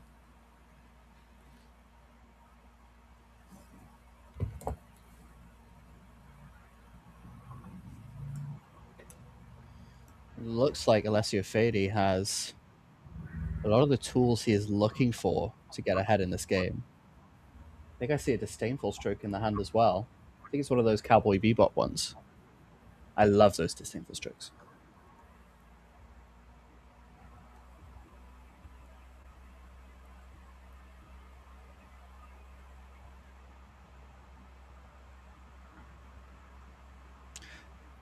McMadsen now looking at a fresh 7. I see 2 copies of One Shitong, 3 lands, 4 lands. Looks like he's going to bottom a Steam Vents, and there's a Hearth Elemental there as well. So again, a very creature-heavy hand for Mick, but has the ability to get on the board early. And if all else fails, then Stoke Genius can always draw a few more cards for him. We see both players are just going to play Steam Vents into each other and pass the turn. Mick Madsen probably holding at One Shitong. Secluded Courtyard for Alessio Fadi is going to meet an Ashling. Is there a spell snare in Mick Madsen's hand? No, there isn't. Looks like Mick Madsen is considering flashing in a One Shitong and does so for X is 0. Still 1/1 Flying Vigilance there. Yeah, and I think I prefer the start of Alessio way more. You can transform Ashling next turn and have a mana boost, so up to 4 mana next turn for elementals already. And Wanchington doing nothing right now. I think the only way Alessio searches his deck is with Vibrance, green, getting a land. That's the only time Wanchington will trigger, I think. I believe so. So for now, it's just attacking in with Vigilance every turn and kind of poking for 2 of 1 actually on Alessio's life total. Just a 1/1 Flying Vigilance, yep. Absolutely, and Mick Madsen really considering this opt now.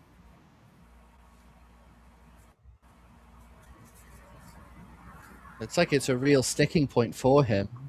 Decides to keep it, but you could see him reaching for his deck. He was not sure about whether or not to keep that card.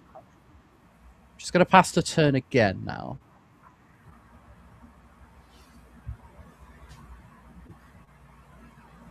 Secluded Courtyard. I don't know that Secluded Courtyard can pay for that. I think you can pay for abilities, yes. You can only pay to activate abilities. Oh, not for triggered abilities. Not triggered abilities. So yeah. I don't believe Secluded Courtyard is able to pay for that. I think Mick Madsen spotted that.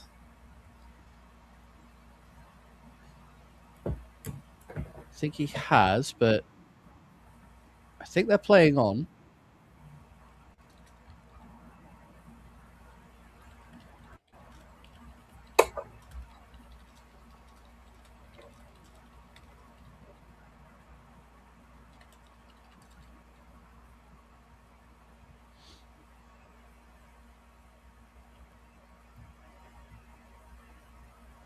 We're going to get that sorted.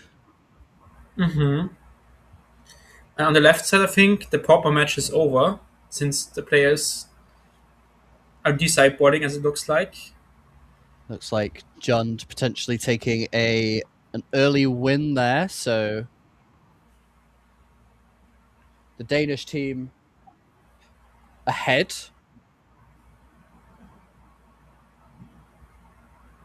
We do have confirmation that Oscar Christensen won his match 2-0 against the Mono Red Valley deck.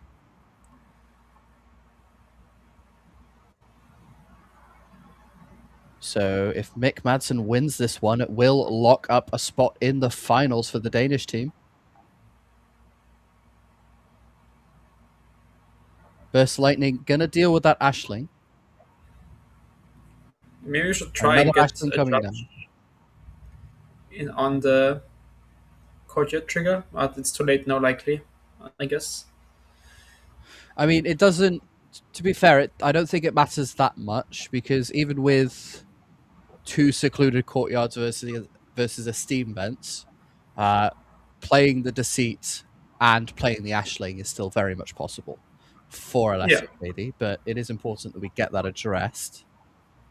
yeah, you're right. Maybe for like next turn it could happen again, and then it might matter. This turn it didn't matter at all. You're right. Wan Shi Tong for X equals 2 now. Main 3-3 phase. Wan Shi Tong and a draw. But McMatton's deck not really doing anything. He really doesn't want to be in this position.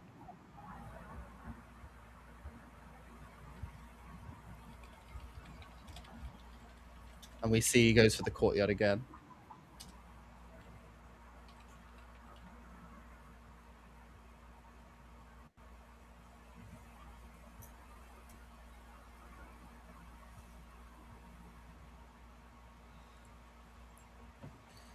And this is Vibrant, and he can actually stack the triggers in a way that he first kills the Wanjing and then searches up a land from his deck. And that's Pit of Offerings, which when it enters, access up to 3 cards from any graveyard, and then taps for the colors of the exiled cards. So a kind of nice way, mini Bujuga walk, as you might call it in standard right now.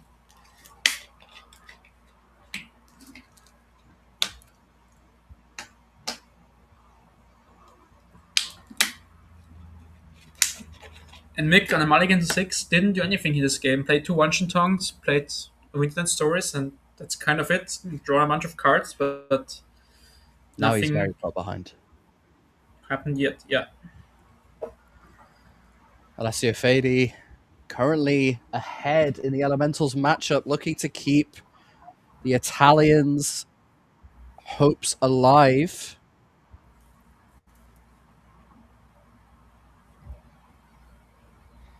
Especially given that our affinity player is currently ahead.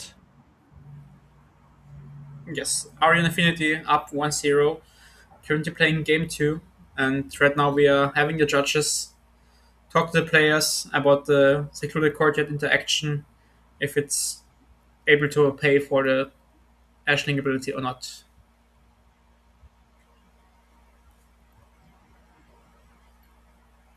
I'm pretty sure the secluded courtyard can't, because it is to cast you spend the mana to cast a creature spell of the chosen type, or to activate an ability of a creature or creature card of the chosen type.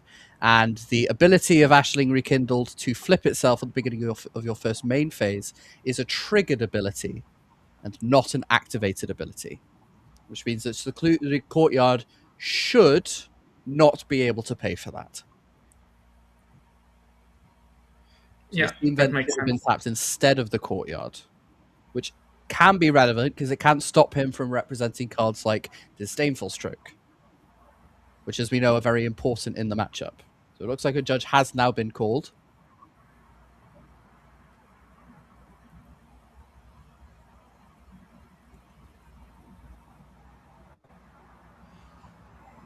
And we are now asking the judge the same question that we have been asking ourselves. Of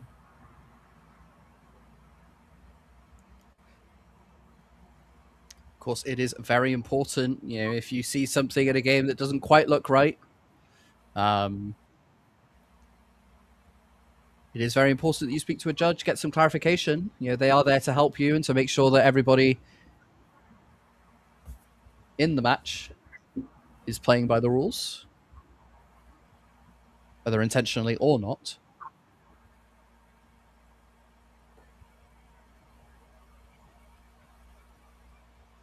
Now they're trying to rewind everything, as it looks like, or like try to understand what happened since then.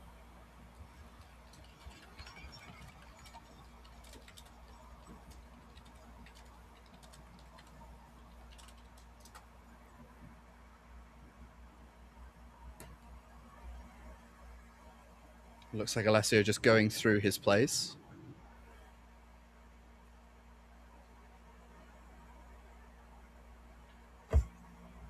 We're going to try and see if we can move to a different match now while this judge call is ongoing.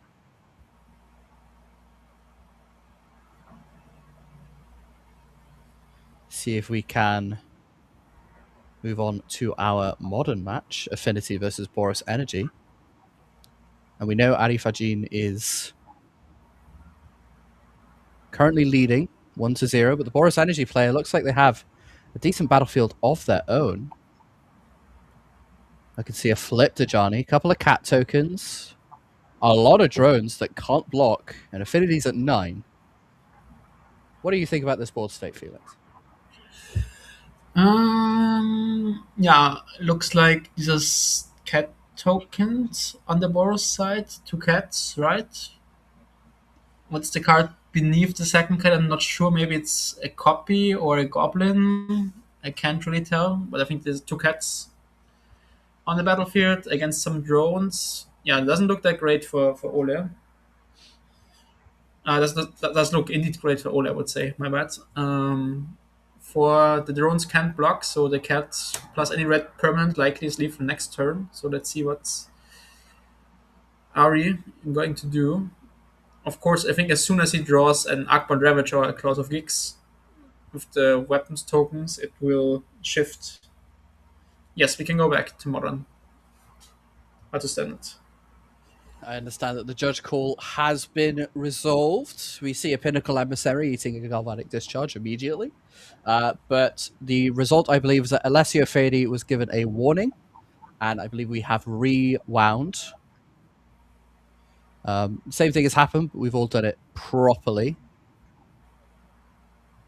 And it looks like we are about to continue. Mick Madsen now has a 5th land and is potentially about to play something. It could be an Eddy Merc Crab. It could be anything. It could even be a boat. A half elemental as well. It's just. Maybe he hard cast flashback Winternight Stories for 5 mana. Wow. Wow. That is not a sign of strength. Damn. Poor Mick.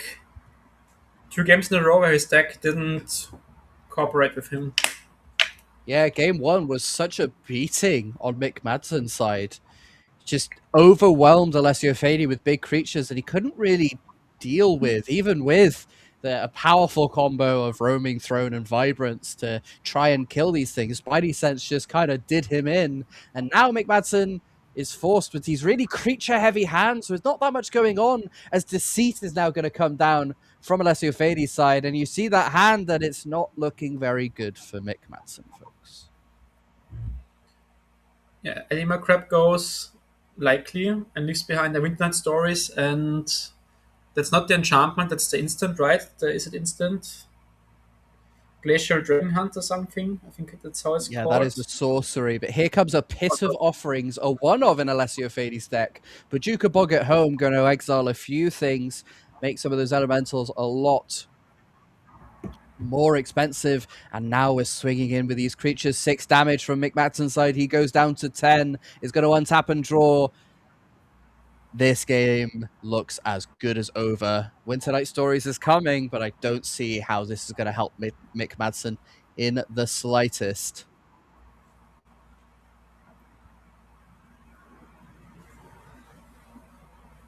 Looks like he's considering discarding 2 cards now to the Winternight Stories. Goes for a Winternight Stories and an island. Glacial Dragon Hunt is going to kill the Ashling, but that's not going to keep him alive. So I believe that's still 10 damage on the board. Does he have a bounce off to bounce one of these elementals?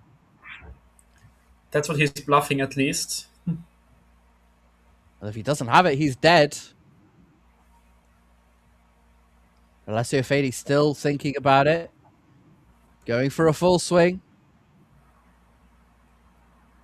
And Mick Madsen isn't dead? Maybe the life totals are wrong. Deceit is a 5/5 and Vibrance is Deceit's a 5/5. 4/5. That's my bad. I thought it was a 6/6. Yeah. So Mick Manson is currently at 1. That's going to do it. Alessio Fedi is going to take this game 2-1 versus Mick Manson. And now we are even in the matchups. Yes, Pauper won by the Danish team and Standard won by the Italian team. So now we are down to go for Modern, Boros Energy against Affinity one last time. And last time we checked, it was a 1-0 for Ari, but not looking like that great in game 2 for him. So let's see how far they got while we watch the standard match. It looks like we have a pithing needle now from the Affinity side, probably naming Johnny, the Planeswalker. And now we have a Pinnacle Emissary coming down. Going to make a munitions token. Is that a Kappa Cannoneer? That is a Kappa Cannoneer.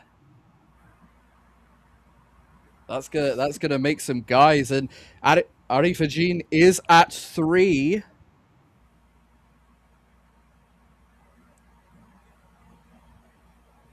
So it's still not looking great for Olilave, but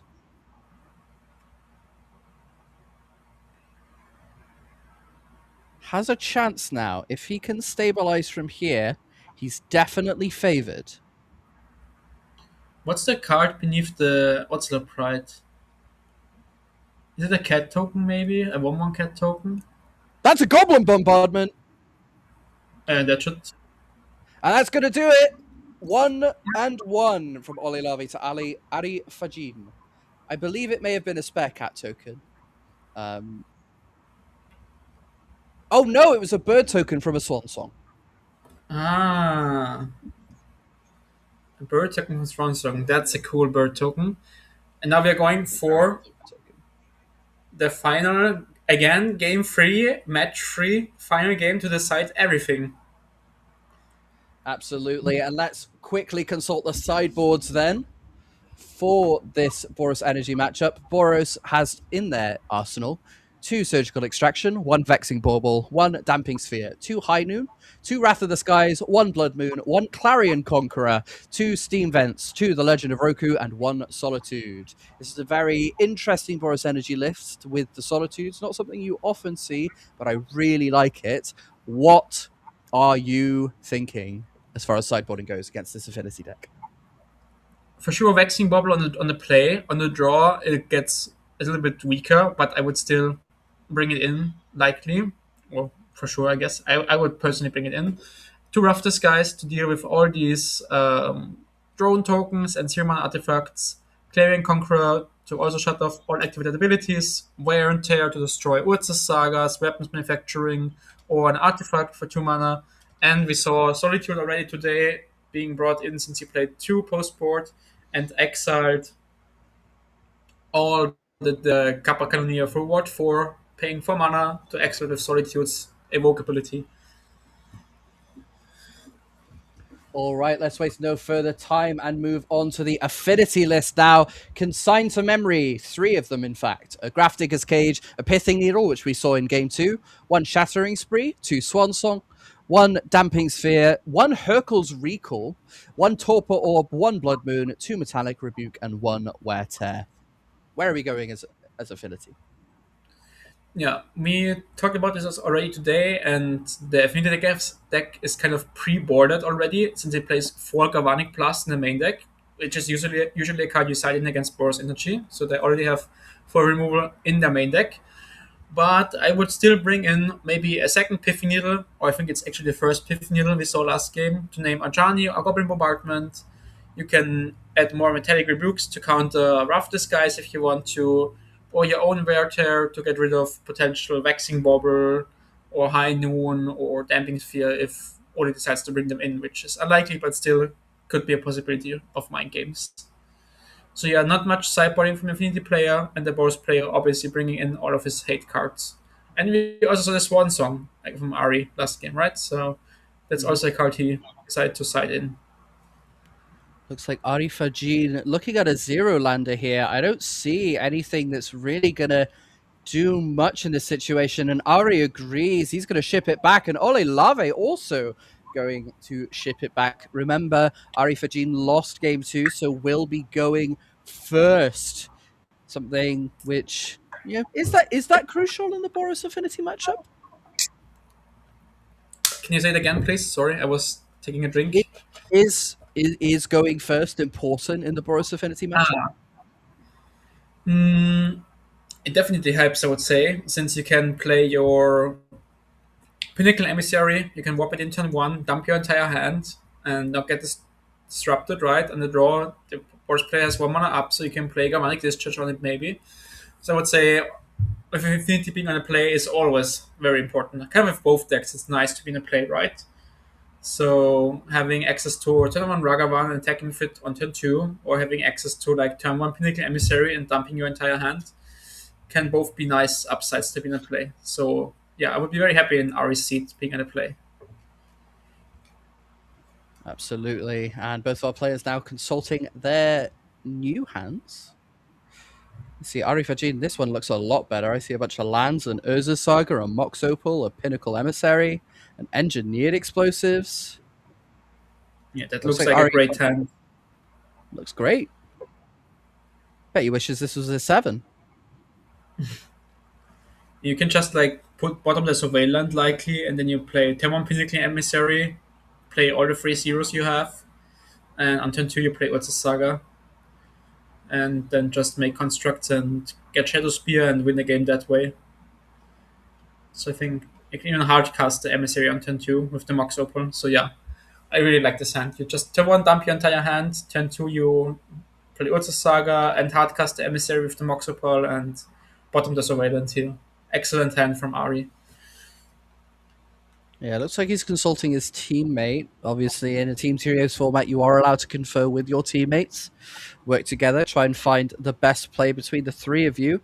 And it does look like Ari Fajin agrees with you, Felix, and is going to put that Thundering Falls away. And his 6-card hand looks very good here. Boros player, on the other hand, also looks like a relatively balanced hand. I think I see couple of lands. One of them's an Arena of Glory. I think I see a Werter. I think that either it's a Goblin Bombardment or a Seasoned Pyromancer, and I think an Ajani in there as well. I don't think I see a 1-drop, though, from Ole Lave, which is something he'll really be looking for, especially given what we know about the context of Ari Fajin's opening hand. Yeah, kind of the Werter can act as a 1-drop if you get to snipe it with the Saga, which could possibly happen. But also with Boros, you're pretty much happy to get the turn 1 Surveillant in and deploy and set up your smooth at your hand and your draw right, since the big card in this matchup is Operates Wrath of the Skies. So kind of killing 0 mana, maybe 1 mana artifacts. You don't want to have that many 1-drops yourself. Absolutely, and our Boros player still consulting their 7. It looks keepable, which is about as good as you can ask for. It looks like I may be wrong about no 1-drop. It looks like there might be a Guide of Souls in that hand.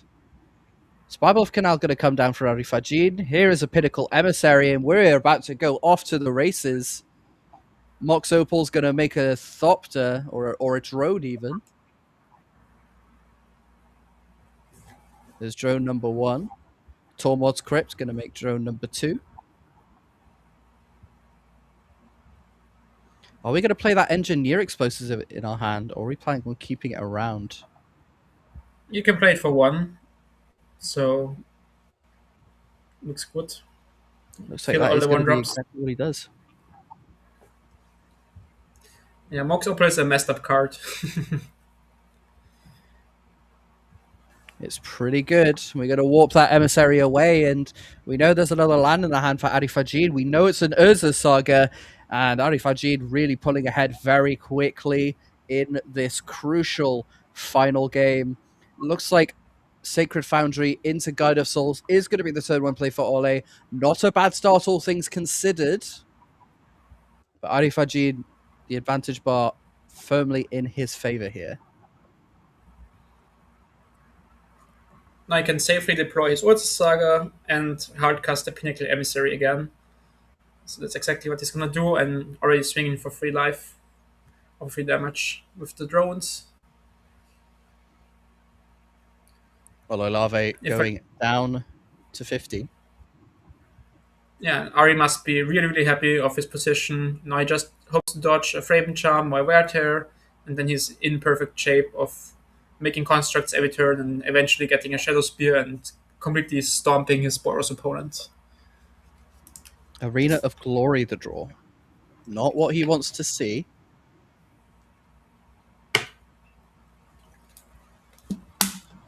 Wrath of the Skies would be a pretty solid option here. That would kill everything except for the Pinnacle Emissary. Werteg going to deal with Urza's Saga. That's one problem solved, but the problem of those drones and the Pinnacle Emissary still very much there. Olilave expected to go down to 9 after this attack. Although he does have the option to block with that Guide of Souls if he so wishes. Opts to take the damage, though. This game could end very quickly. What did Ari draw so far? We had 2 draw steps. One was a Scalding Tarn, unfortunately for him, and 1 unknown card left in hand. I think there are not many cards that he doesn't play here, so maybe it's just like another land, or it's a Metallic Rebuke even, or a Swan Song. One thing's for sure, Ari, this Elegant Parlor better be good. Yeah, what are all his outs here even? It's likely just Wrath of the Skies, Wrath of the Skies or is maybe probably the best card. or a combination of Goblin Bombardment and Ocelot Pride could also work. Or a Flage buy some more time, killing the Pinnacle Emissary, gaining life, and then coming back in a few turns. He does have the Goblin Bombardment in his hand. That's a good start. It's a good start, but is it good enough? I think there is a seasoned Pyromancer for Olilave. That is going to gain him up to 3 life. Going to choose to bin a Wear Tear. Very interesting choice from Ollie. Yeah, there's no more Urza Saga in Ari's hand. He would have played it immediately if he had one. So makes sense that the second Werther is not needed as much anymore. Okay, Galvanic No. Discharge was the draw from the Boros Energy side. I think I see 2 Arena of Glories in hand, actually. Yeah, there's 2 Arena of Glory, Seasoned Pyromancer, Goblin Bombardment, and Galvanic Discharge. So the Goblin Bombardment is a good first step, and the Seasoned Pyromancer can gain Olilave a lot of life, and potentially a lot of energy to maybe jump something and start blocking these drones. So this game not over yet, but it's still not the best spot for Olilave to be in, especially with Engineered Explosives activations available to him. Olilave going to choose to attack with the Guide of Souls. Goblin Bombardment, the draw.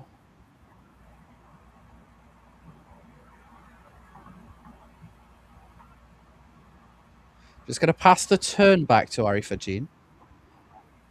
Going to crack the Scalding Tarn. Probably going to get that Thundering Force that he bottomed earlier, and that is exactly what he does. Arifajin has a lot of draws to make life very difficult for Olilave.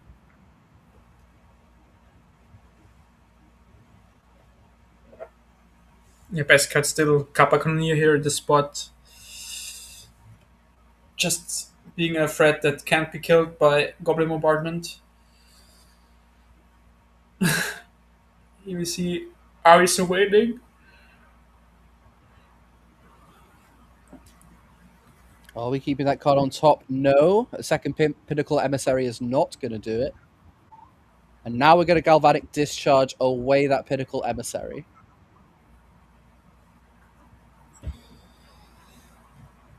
Now we're going to untap and draw. There was a land in Arifajin's hand. Just going to swing for 3 now.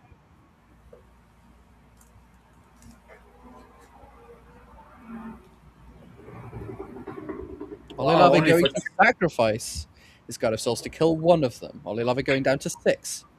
I mean, that's relevant. We've gone from a 3-turn clock to a 4-turn clock. Olilave is now going to draw. Solitude off the top.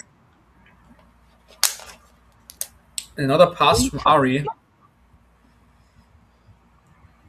It's getting quite close to hard casting a Solitude, but it looks like it's going to discard it to the Seasoned Pyromancer to draw a couple more cards now.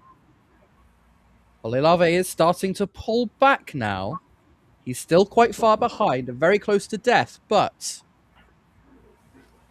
has a couple of creatures. He can sacrifice one of them to kill the drone. It's not obvious that Arifajin has anything he can do about any of this. Ragavan in the hand. And another unknown card.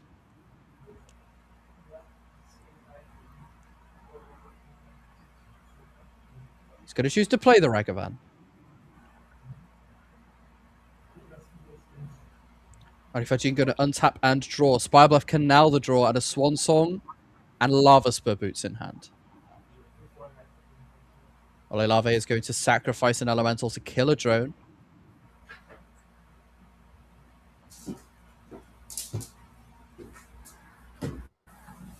Seasoned Pyromancer is going to die now to kill the other drone. Ragavan, the sole creature left on the battlefield, and we might be about to see Olilave start to pull ahead in this game.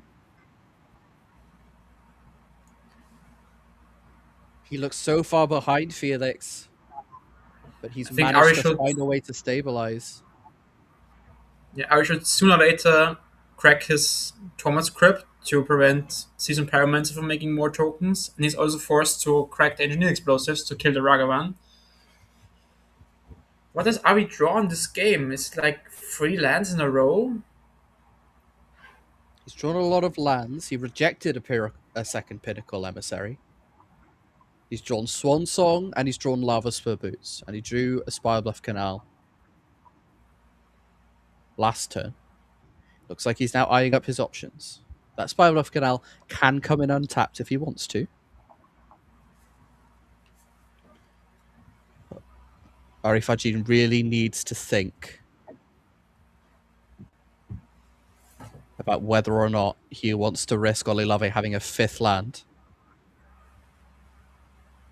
Because once that 5th land comes down, that Tormod's Crypt is not going to be able to stop that Seasoned Pyromancer from making 2 tokens. And then it'll be Olilave who's applying the pressure.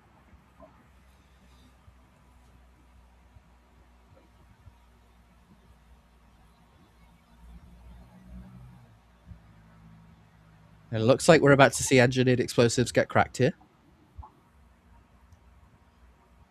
Ragavan down. Are we also going to see the Tormod's Crypt go away?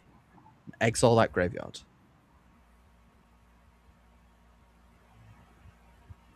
It looks like that is exactly what's about to happen.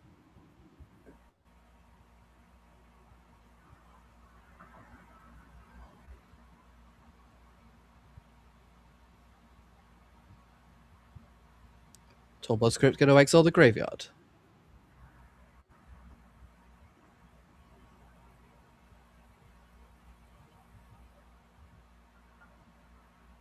Plays the Spirebluff Canal and passes. Olilave is now going to untap and draw.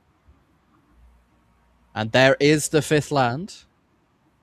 Arifajin did good to crack that Tormod's Crypt. Just going to pass the turn with no play. Weapons manufacturing the draw for Arifajin. This game is still so close. It really is. Any draw from either player can turn this game. Arifajin does have some insurance with that Swan Song. Weapons manufacturing is a good draw, but is ultimately a brick at the moment. Yeah, it improves the outs you have. Now you can draw Kappa Cannoneer, you can draw Arcbound Ravager. Even Claws of Gix is a good draw now with Ole being on 5. Olilave going to pass the turn now with no further play, opting to keep that Swan Song up. And Ole going for a second surveillance, trying to find anything that's not a land. Bidding an Arid Mesa is not where you want to be. Flight strand in hand. I think that's an Ajani. I think it's a flip card. Yeah, That that is might an be an Ajani, Ajani. yes. That's a draw and a half for Olilave. There is nothing that Arifajin can do about that with just a lowly swan song in hand. You can. He can give it haste if he wants to.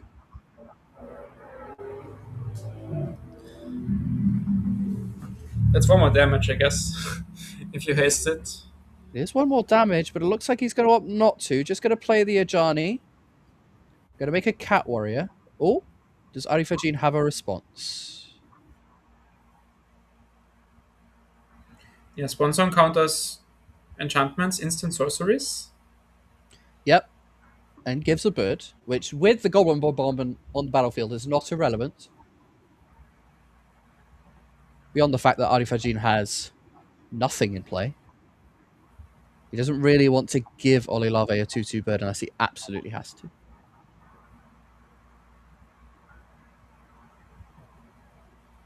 And now Olilave has a lot of things that he can do with this Ajani. He can sacrifice the Cat Warrior token, deal 1 to the face, flip the Ajani. He's considering it. It looks like he may have changed his mind. Nope, that's what he's going to do. Ajani trigger on the stack. Ajani now going to flip.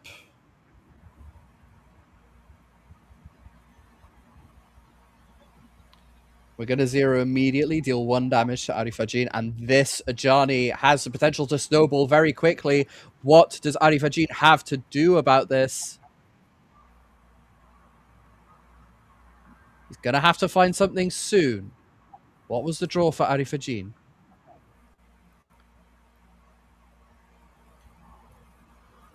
I'm told it's another swan song. So Here big come old Lava's nothing Boots, over there. making a token. Yeah, he's still dead to Kappa Cannoneer though. Once I think Ari has enough mana to play a Kappa Cannoneer and equip it to the boots. He doesn't have that in hand, though. Yeah. But if he draws it, it will be very big for Arifajin. It's actually 1 mana short to equip them immediately, so the outs are getting slimmer and slimmer. The more time Olilave has, the more time he has to draw something like Thraben Charm, Solitude, ways to kill the Kappa Cannoneer and be able to pay the ward cost. Ward 4, it is a lot, but it's not hexproof. And Olelave's clock is going to go exponential. Going to make another cat here. Deal 2 damage to Ari. We're going to swing for 2 again.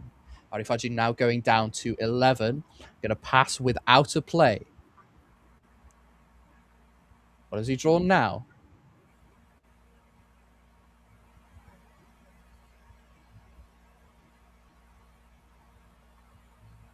You know, he has 2 swan songs in hand. What did he draw for his turn? Memnite. Oh god, Mammoth. That's not it. Yep. That is not it if you're Arifajin. Olelave could even sacrifice one of his cats to kill it if he wants to. Arifajin is going to play the Memnite. That's going to make a munitions token.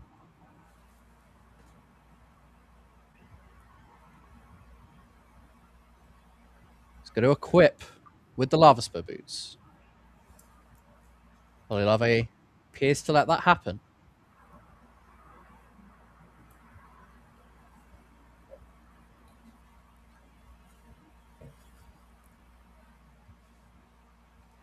He's thinking about attacking here. It'll be a very interesting attack. Olelave is only at 5, so it would be in his interests, potentially, to block. Going to decide not to attack. Going to leave it back as a blocker. He knows how much pressure he's under.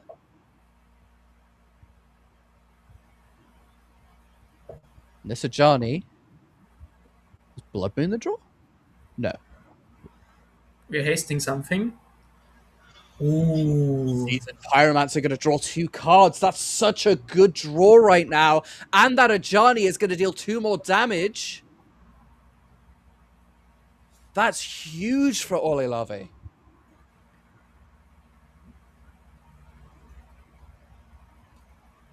Makes And at this point, I don't know that Kappa Cannon is enough anymore.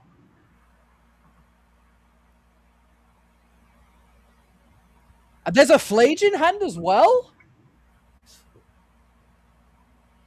Oh, wow. That Flage is going to come down. That's going to deal 3 damage to Arifajin, bringing him down to 4. And now 1 blocker isn't enough. He has 3 attackers. Olelave is about to win this game. Arifajin extends the hand, and Olelave takes down this match 2-1. And it's the Danes that will be facing the Swiss team in our grand finals. What a match. What a match indeed. Crazy. Came down to the last top deck. And it was Ole would draw the Seasoned Pyromancer before Ari could draw a Kappa Cannoneer or Arcbound Ravager. Absolutely. And I mean, what a game. It looked like Olelave was so far behind. That turn 1 Pinnacle Emissary, 3 artifacts, engineered explosives on 1. That Gun of Souls was going to die, but Goblin Bombardment, allowing him to stem the bleeding, draw into his outs, and Arifajin, unfortunately for him, just doesn't find the tools he needs to slam the door shut. And it's Ole Rade that was playing the beatdown, and Arifajin was not able to recover after that Ajani. All right, folks, that is going to do it for the winners finals. We have our grand finals locked up now. It is going to be the Swiss versus the Danish. And yeah, it's about that time, Felix. Yeah, it's going to be a very amazing final. I think it's the first time they're playing today, if I remember correctly. They might have played each other. No, that would have been the Italians. They played the Swiss. Yeah, they haven't played them at all today. The winners finals. Yep. So this is going to be a new matchup. We haven't seen it today at all. Really, really excited. So I know that the Pauper matchup is going to be Blue Terror against Giant Wildfire. Standard is going to be Grixis Elementals with like Not Dead After All, like kind of the proto build against Blue or is it Spell Elementals? And Modern is, I think, a Boros Mirror match. I'm not quite sure, but I think it should be a Boros Mirror match. I do love a good Boros Mirror match. All right, folks, one last thing before we take a short break. Just another reminder, we've got a giveaway. We've got playmats to give out, one on each platform, Twitch, Instagram, Facebook, and Twitter. All you got to do is tag hashtag EMC in the chat with your favorite team. The team that you want to win the European Magic Cup. It will either be Switzerland or Denmark now. Type it in the chat. Make sure you're following us on our platforms, and you will have a chance to win one of these beautiful playmats. And a reminder of what our players are playing for now. Both the Swiss and the Danish teams have secured themselves at least 3,000 euros in vendor credits, and the winner will get 2,100 euros more. So for the whole team, so that's quite a lot of money on the line now. But either way, both of those teams going to go very happy. As for the Italians, they're going home with 2,100 euros in vendor credits. That again is a lot of money worth of cards, and they will be leaving very happy. So we're going to take a short break, folks, and when we come back, we will have the Swiss versus the Danish, the grand final of the European Magic Cup 2026. Don't go anywhere. We'll be with you very shortly.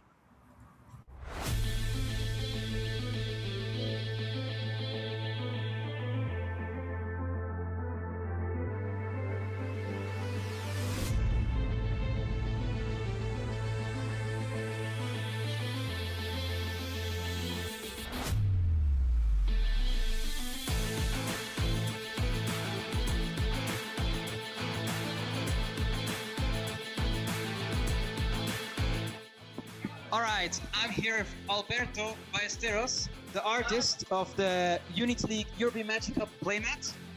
It looks like this. And I was wondering, Alberto, can you walk me through what's the idea behind this playmat? So the first idea was to do something related with a deck. So we pitched like a few popular decks in Modern right now. So we landed on Amulet Titan, which is a evergreen, pun intended, deck. Evergreen deck, very popular in Modern, which is one of the formats. Yeah, and it's been always there. Like it's one that it's been like for many years.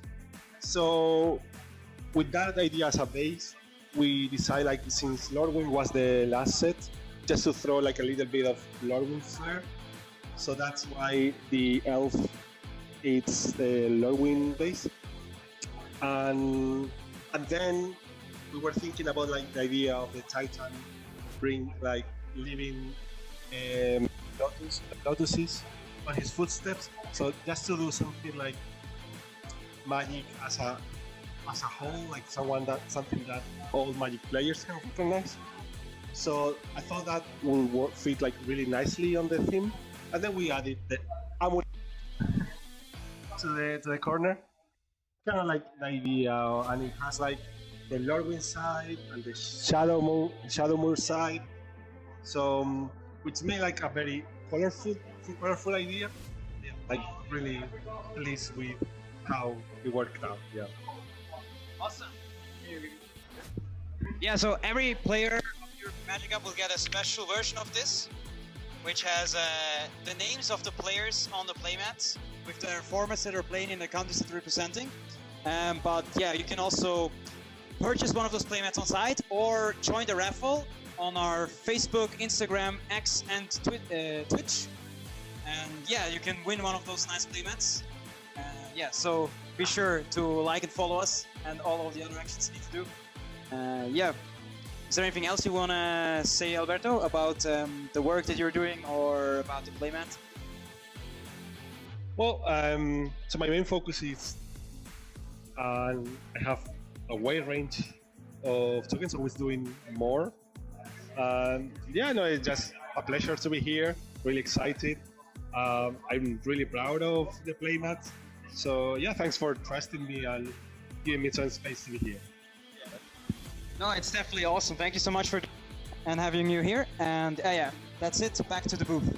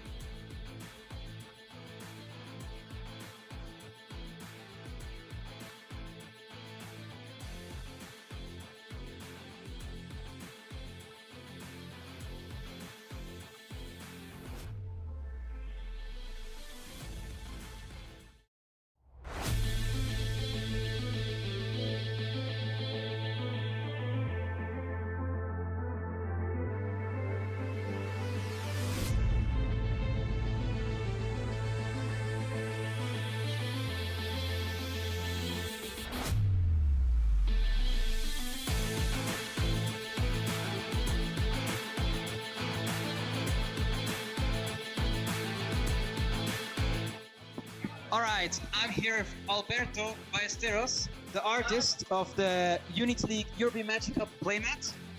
It looks like this. And I was wondering, Alberto, can you walk me through what's the idea behind this playmat? So the first idea was to do something related with a deck. So we pitched like a few popular decks in Modern right now. So we landed on Amulet Titan, which is a evergreen, pun intended, deck. Evergreen deck, very popular in Modern, which is one of the formats. Yeah, and it's been always there. Like it's one that it's been like for many years. So with that idea as a base, we decided like since Lordwing was the last set, just to throw like a little bit of Lordwing flair. So that's why the elf it's the Lordwing base. And then we were thinking about like the idea of the Titan bring like living lotuses on his footsteps. So just to do something like Magic as a whole, like something that all Magic players can recognize. So I thought that would fit like really nicely on the theme, and then we added the amulet to the corner, kind of like the idea, and it has like the Lordwing side and the Shadowmoor side. So which made like a very colorful idea. Like really pleased with how it worked out. Yeah. Awesome. Yeah, so every player of your Magic Cup will get a special version of this, which has the names of the players on the playmats with their formats that are playing in the countries that they're representing. But yeah, you can also purchase one of those playmats on site or join the raffle on our Facebook, Instagram, X, and Twitch. And yeah, you can win one of those nice playmats. Yeah, so be sure to like and follow us and all of the other actions you need to do. Yeah. Is there anything else you want to say, Alberto, about the work that you're doing or about the playmat? Well, so my main focus is I have a wide range of tokens, always doing more. Yeah, no, it's just a pleasure to be here. Really excited. I'm really proud of the playmat. So yeah, thanks for trusting me and giving me some space to be here. No, it's definitely awesome. Thank you so much for and having you here. And yeah, that's it. Back to the booth.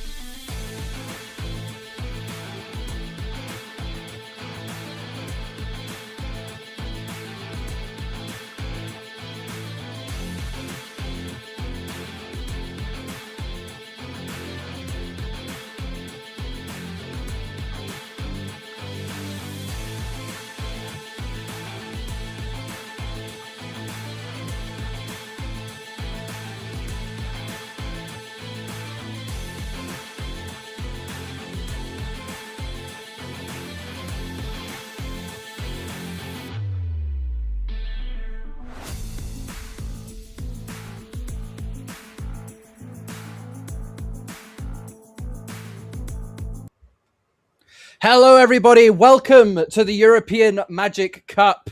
My name is Lucifer. I'm joined by the wonderful Yari Wrench, one of the founders of the European Unity League or something. And it is time, Yari, for the grand finals of the World Magic Cup 2026. How are you feeling right now?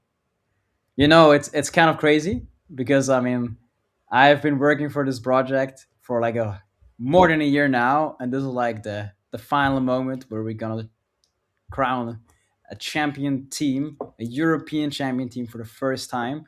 And yeah, it's not only that, but it's like my home country team, Switzerland, is playing in the finals. And this, yeah, it's really a dream come true, so to speak. Yeah, I imagine it's a really special time for you. And before we go on to our matchup and we start to discuss the players, let's just remind the people watching the stream of how we got to this point. Yari, walk us through the schedule for this tournament. Yeah, so I mean, it's a team tournament where like national players from many countries qualified, and they played team sealed, and on the first day, 3 rounds, and then followed by 5 rounds of team trios, modern standard, and pauper as the Swiss rounds. And now we are watching the day two, which is a top eight double elimination. Also team trios again, and we're now in the big finals match, which it's kind of important to note, which means since it's a double eliminations match, maybe we can show the bracket in a second. The Swiss team, which is from the upper bracket, actually has a match advantage because they haven't lost a single match yet. Mm. So they will need to lose 2 matches to get kicked out. And if they win one, they are the official champion team of the European Magic Cup. Yeah, can we maybe show the graphic of the yeah? So as we can see, Samuel Marty, Felipe Souza, and Pascal Grossman have been winning the upper bracket all day long in the first half of the day, while I think Oscar Christensen and so on, they lost in uh, the first round or second round, I think, of the upper bracket, and hence they had to crawl their way back from the lower bracket to still reach the finals for their shot at being the crown champion team. But yeah, without further ado, I think let's have a look at the teams and quickly the decks that we're facing, I guess. Absolutely. We have the Swiss champions, Samuel Marty, Pascal Grossman, and Felipe Souza. And we have on the Danish team, they've crawled their way back up from the loser bracket. We have Ole Lave on the modern seat, Oscar Christensen on the pauper seat, who has been absolutely dominating with Jund Wildfire, and Mick Madsen playing the Izzet Spelementals deck. Now, we're going to start off with pauper. Yeah. And move swiftly on. So let's just cut straight to our feature match table. Oscar Christensen is at the top for the Danes with Jund Wildfire, and Pascal Grossman down at the bottom for the Swiss team with Mono Blue Terror. And this is going to be quite the pauper matchup, Yari. Yes, I believe it's gonna be great. And it looks like we have gone off to a start now. Oscar Christensen opens with a Drossforge Bridge, and we're going to have an island into a ponder now from Pascal Grossman.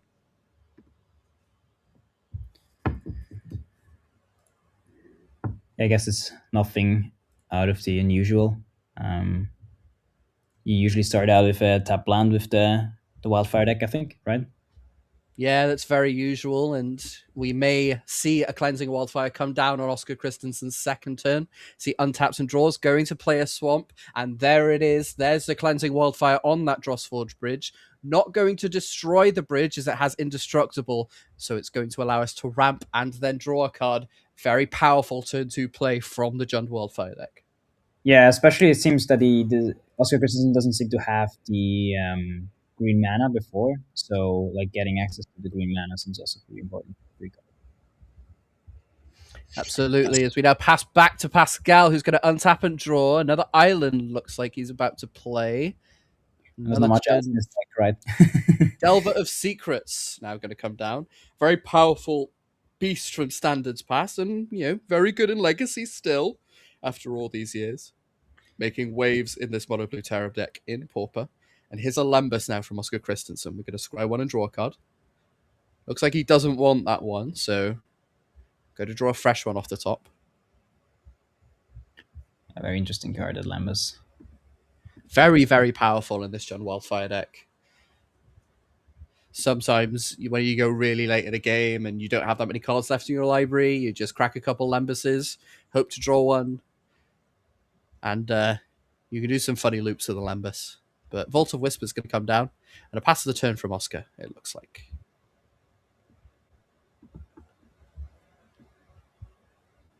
Pascal thinking. I can see a copy of Deem Inferior in his hand. Counterspell revealed off the top for Delver. So we're going to flip that Delver into a 3/2 flying insect. Always nice when the Delver blind flipped. Or did he play a Ponder? He did play a Ponder, yes. I'm actually He not likely sure. knew it was there. If you play Ponder, but he plays Ponder turn 1, so you draw a card and you draw a card. Yeah, so actually, yeah, you can set it up, right? You draw a card, you draw a card, you draw a card. Yeah, so like it's exactly perfectly set up. So nicely done. Yeah, very nicely done by him.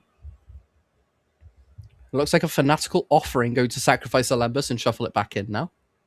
But a Dispel... Gonna say no to that. Wow, and then the mill for the counterspell to draw a fresh card, which I guess Pascal is hoping to get a land, I'd assume. That's what he's missing. Yeah, I didn't see any lands in his hand here. And yeah, misses yet another land drop. Oscar Christensen has the mana advantage here. Pascal, only a lowly Delver of Secrets. Mm. And that is a Chrysalis. Yeah, that's. I was afraid that this probably could actually happen. Yeah, because like making the decision to mill away the counterspell and spending the mana on the turn means, of course, that the Oscar Christensen take time to deploy one of his very strong interactive or like haymakers, I guess. Oh, and that's a Bajuka Bog now. Going to exile Pascal Grossman's graveyard, and now he's back to square one. Any hopes he had of playing a terror on his turn, yeah, absolutely destroyed now. Yeah, so that would have been a perfect turn to deploy a threat to also like contest the Chrysalis, because yeah, if you don't play an answer to that, which there are not that many, there's only like 2 Deem Inferior and 2 Sleep after that, which is not really an answer. Like I guess the best solution for Pascal to deal with the Chrysalis is just to counter it, but which he couldn't, which is a big bummer. Or then in this case, he just needs to find a way to trade with one of his serpents. Brainstorm into Ponder here from Pascal. Looks like he put 2 islands on the top of his deck. It's now going to shuffle them away with the Ponder. Counterspell not sweetening the deal enough for him to want to keep those 2 islands on top. It's really not the best start from Pascal's side. No, Oscar Christensen has dismantled his game plan with that Bajuka Bog. And here's a Deem Inferior going to deal now with this Writhing Chrysalis. No way in hell he's not putting that 1 second from the top, as Insectile Apparition is now going to swing in.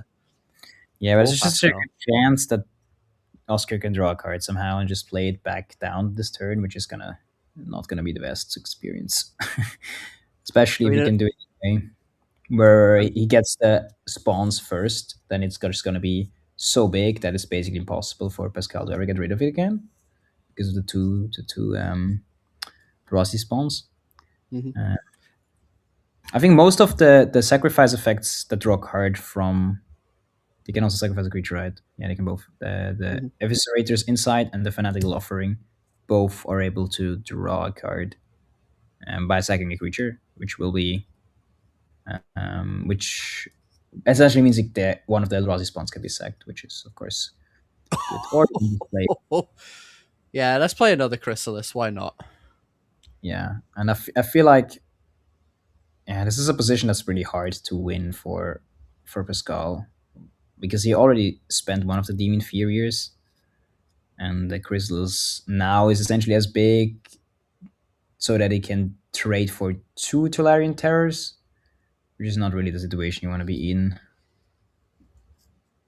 So I feel like it's going to be hard to win this game for Pascal, unfortunately.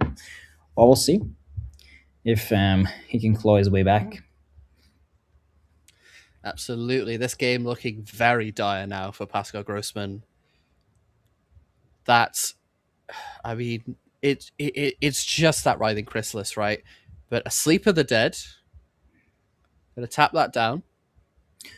Yeah, I mean, I guess probably the best scenario is still if you sleep with the dead infinite times. I guess is probably just the best answer that you can do now, which might be good enough. He's going to allow the Insectile Aberration, crucially, to come in. And here's a Talarian Terror now. And now there is some decent pressure from the Mono Blue Terror deck. Oscar Christensen needs to find something to do, given that his Writhing Chrysalis is now incapacitated, and Pascal Grossman is very good at putting cards in the graveyard for that Sleep of the Dead.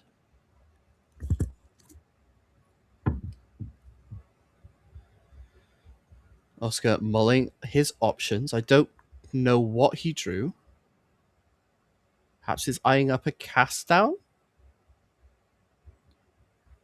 No, it's going to be a Lembus. We're going to scry one. And he's certainly thinking about it.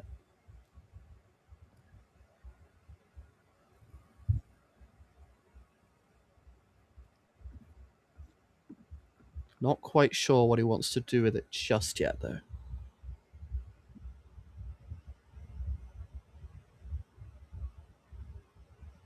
I think he kept it on top and drew it.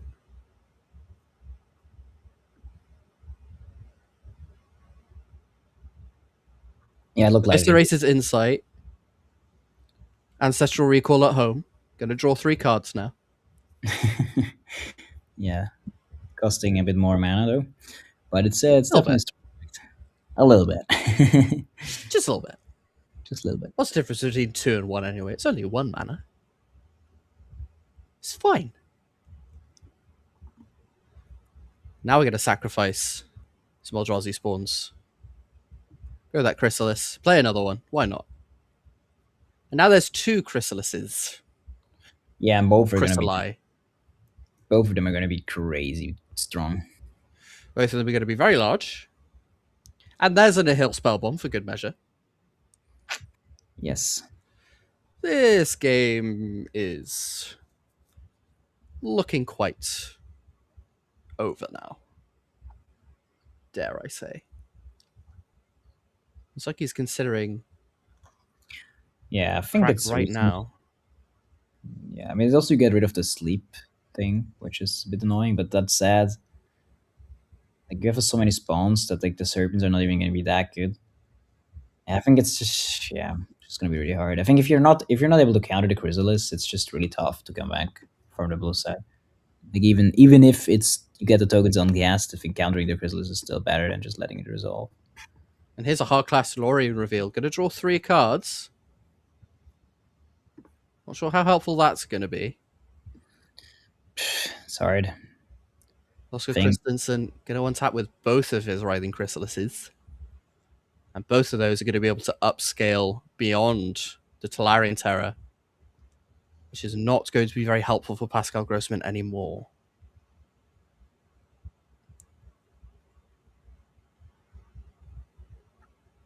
Looks like our players having a bit of a discussion. Not sure what that's about. Maybe about... No, never mind. Pascal is talking about how much trouble he's in right now. Yeah, just biding some time too. This is certainly not the position he wants to be in.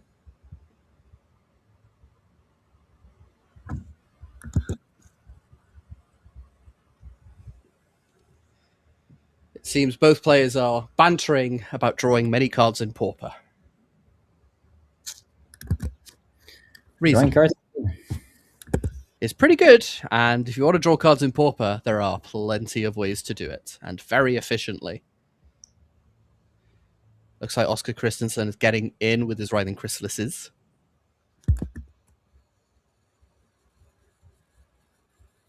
Now Pascal Grossman has to consider whether he wants to block. There is a 6 power that can go up to 8 and a 4 power that can go up to 6. Has the option to double block the smaller Chrysalis to kill it. And probably will lose his terror if he does so. Though he may consider that a worthy trade.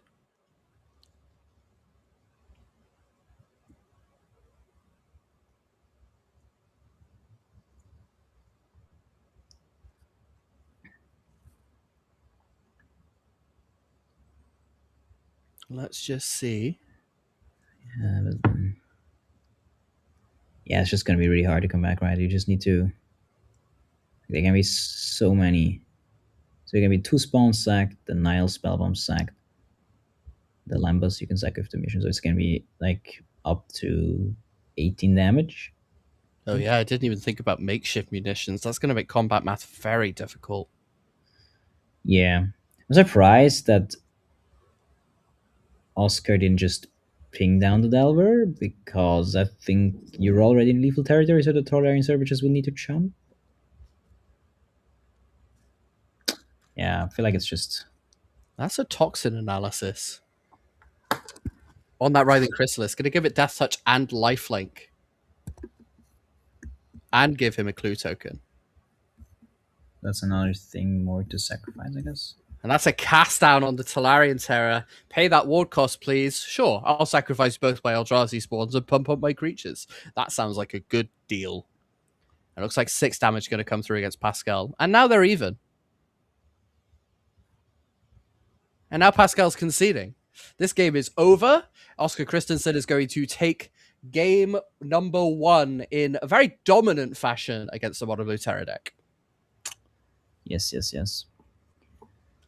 I mean, that was So- just not close. Now let's move straight on to sideboarding now, Yari. We've got from the Jund deck. Let's go through the sideboarded cards. Oscar has at his disposal 3 copies of Duress, 1 Nihil Spellbomb, 1 Pyroblast, 2 Red Elemental Blast, 1 Heritage Reclamation, 1 Troublemaker Oof, 3 Weather the Storm, and 3 Breath Weapon. What are your first thoughts? What are we looking at here from the sideboard?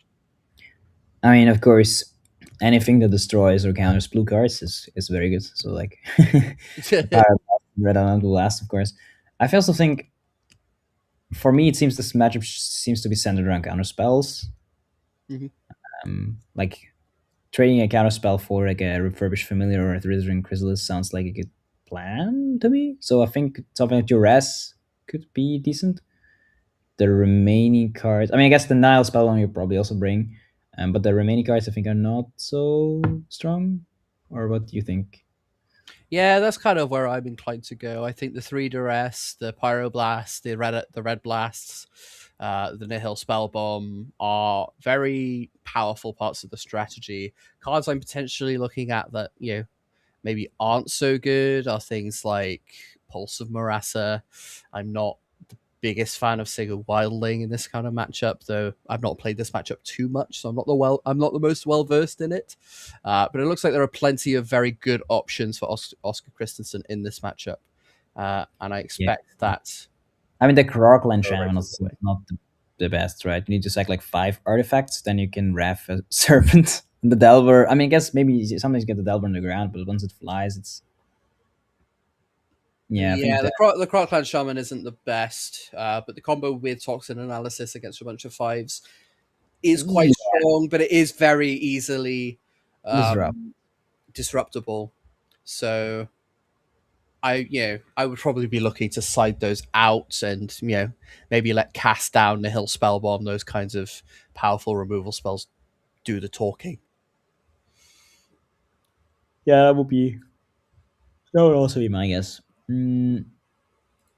Let's move quickly on to the Mono Blue Terror deck. We have from Pascal 4 Annul, 2 Blue Blast, 2 Envelop, 3 Gut Shot, and 4 Hydroblast. What do we think is coming in against the Jund Wildfire deck for Mono Blue Terror? There's not that many options, I think. I think mostly it's just Annul.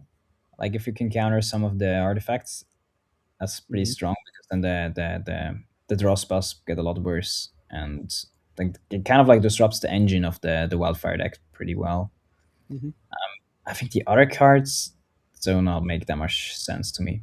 Like there's not that many red cards that are relevant. I mean, like 5. I mean, I guess that's the elemental blasts. So maybe, but not a huge fan. I think that the spell still sounds better because the spell counts the blasts as well as like the draw spells. Mm-hmm. All of which is good for Pascal. Yeah, and then the gut shot I don't see really. I mean, yeah. I mean, you can trade for a refurbished familiar after you discard a card, which blocks your Delver, but I don't know. It doesn't sound like that appealing to me. And then we have Envelop, which I don't think is from this matchup. There's not many sorceries, I think. I mean, you can the Wildfire, but if that's your plan, then Counters Wildfire Duress, but ultimately I'm not that impressed by it myself. yeah, but I don't think that's what you're I planning don't, for. I don't think, I don't think that's Yeah, something. so I think it's just a 4 and null, and then what did you take out? I mean, there's not much to take out anyway. I the null also counts the Nile spellbomb, of course. So yeah, I think that the null sounds like important. Yeah, I'm wondering if you keep the Delvers because the Delvers suck a bit against the what is it called the refurbished familiar, but something like that, also those lines. Yeah, Right, I'm not sure it's pretty good where the against. players are, but maybe we can head back to the feature match. I think we're kind of settled Yeah, on the one side. last thing before we head back to the feature match. Just a reminder that we've got a little playmat giveaway. And Yari, you may have heard that I've been screaming to the rooftops this stream and yesterday about how much I want one of these playmats.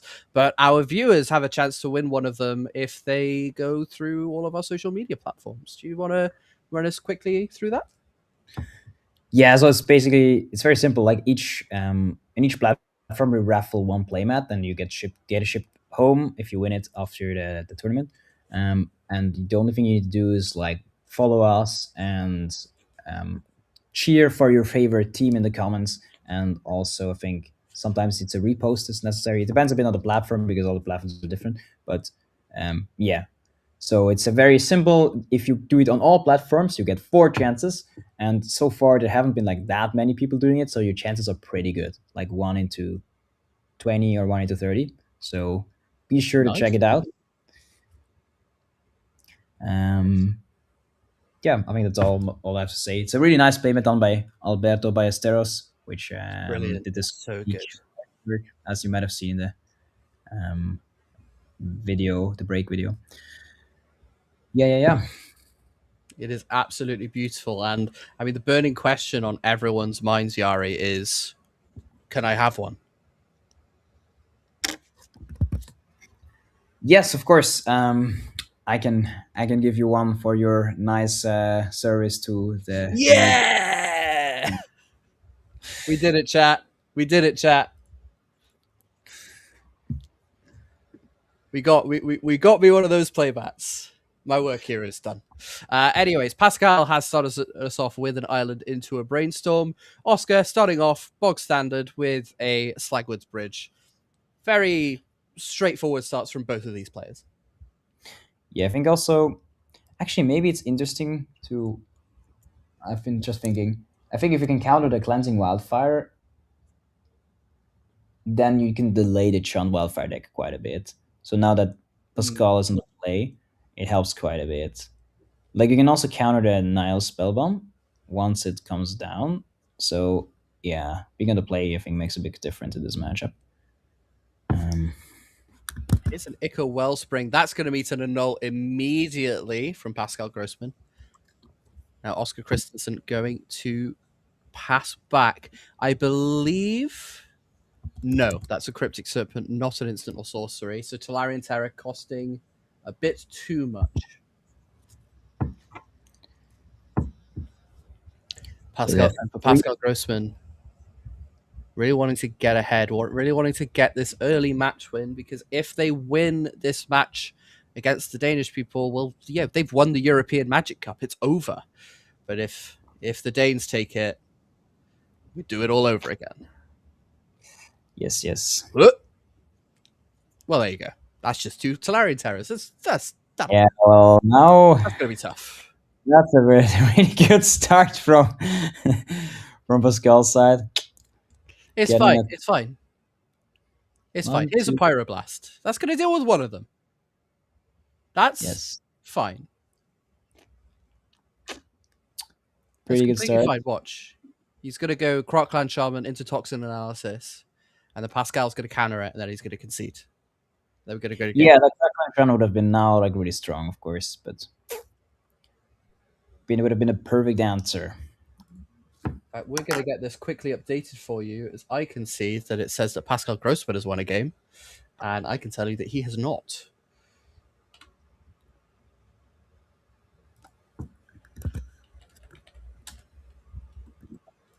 He, in fact, lost game one. Getting that quickly updated, and that should now be sorted.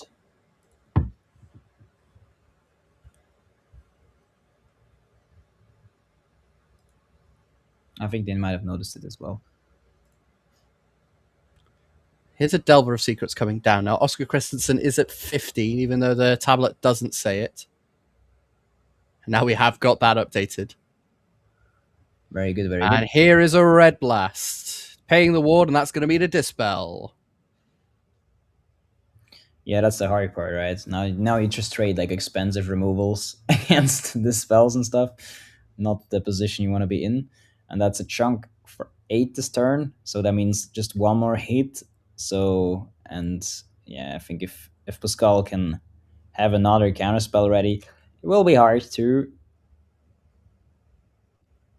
And yeah, this is representing a 2-turn clock for Pascal Grossman. Thought Scour going to come down, fill that graveyard, draw a card.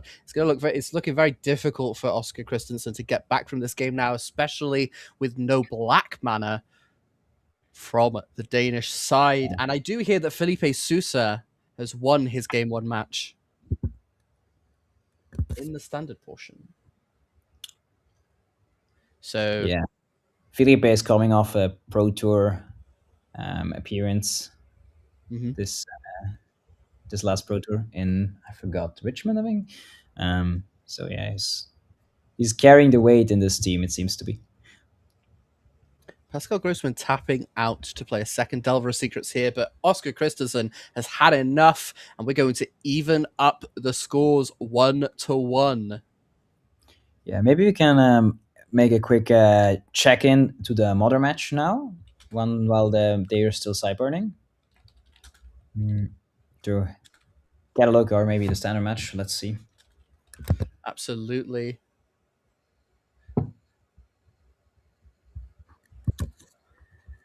Let us move swiftly on to the Boros mirror, and it looks like our players actually just wrapped up game 1.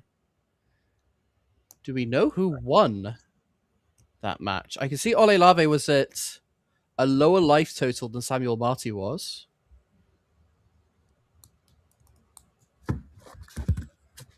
I see Samuel Marty won game 1, so it's looking relatively even right now, Yari, between the two teams. Yeah. I mean, it's actually, is it? I mean, it's the Swiss seems to lead 2 of the matches, and one is even the Pauper match I've just been watching. So it seems to be. Seems the Swiss are leading a bit at the moment. Now we have Felipe Sousa leading his match in standard 1-0. Felipe is on a Grixis Elementals mid-rangey deck, which is called Grixis Doggo. Whereas Mick Madsen is on Is It Spelementals. I believe our names are flipped on the standard feed. We will get that sorted for you. But it is Felipe Sousa who is at the bottom with the Ashling Rekindled, and it is Mick Madsen who is currently casting a Winter Night Stories from the Is It Spelementals side. As you can see, the tablet will have the correct life totals. We need to flip the camera, I guess.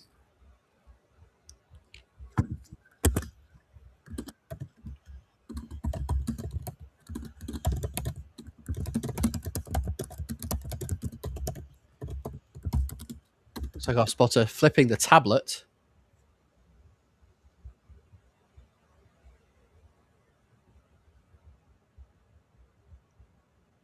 And has flipped the tablet again. It looks like Felipe Sousa, sorry. I'm starting to get confused. Is eyeing up a flip. Yeah, now we can see that there's clearly did wrong, so we just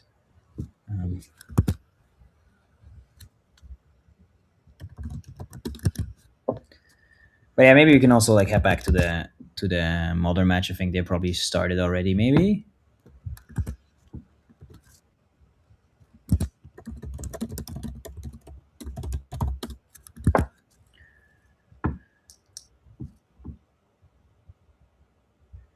Let's have a quick peek. It is Felipe Sousa's turn on the standard seat in the meantime. It looks like he's eyeing up his options. Yeah. We've seen Ashling Rekindled be a very powerful card in these elementals decks of all flavors. We've seen a lot of elementals this weekend. I Looks wasn't like we're here. moving straight back to our Pauper seed. About to go into game 3. Both players consulting their 7s. Oscar Christensen on Jund versus Pascal Grossman on Mono Blue Terra.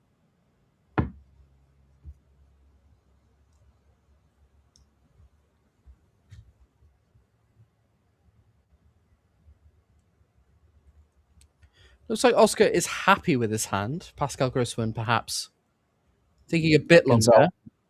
Decides Yeah, I to mean the chip nice it. about the team events is that you can consult with your teammates about like hands in particular, because like in my opinion in Magic the most important decision is keeping the right hand. Like most games are lost with yeah keeping hands that are they're not ideal, or mulligan hands that are actually fine.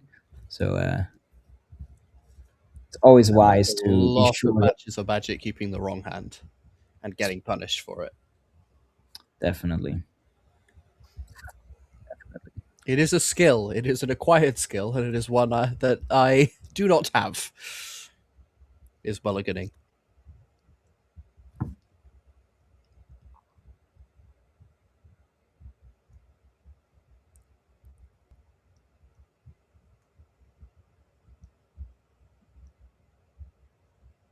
Looks like Pascal is about to grab his last hand. This is the grand finals, remember? So Switzerland versus Denmark. Switzerland leading in a lot of matches, and this Pauper match Yes. is tied. Slagwood's Bridge from Oscar, met by an Island Pass. Not too convinced that anything Oscar Christensen plays on turn 2 is going to resolve, and just decides not to play anything. Thought Scour for turn. Island Delver draw.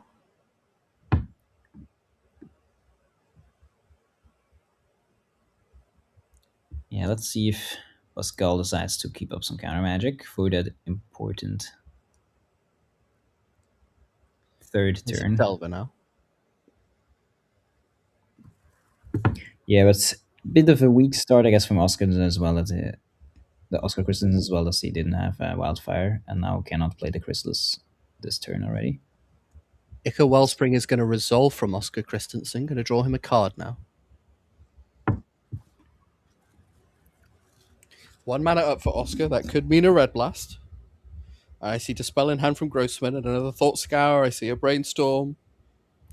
It might A also lot be of ways to that. draw cards here. So I think it could be the turn for a Refurbished Familiar, I guess. But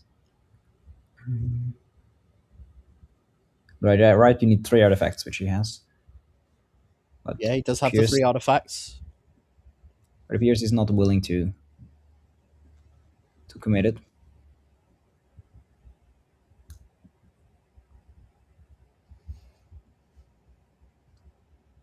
Looks like Oscar Christensen still thinking if he wants to do something here.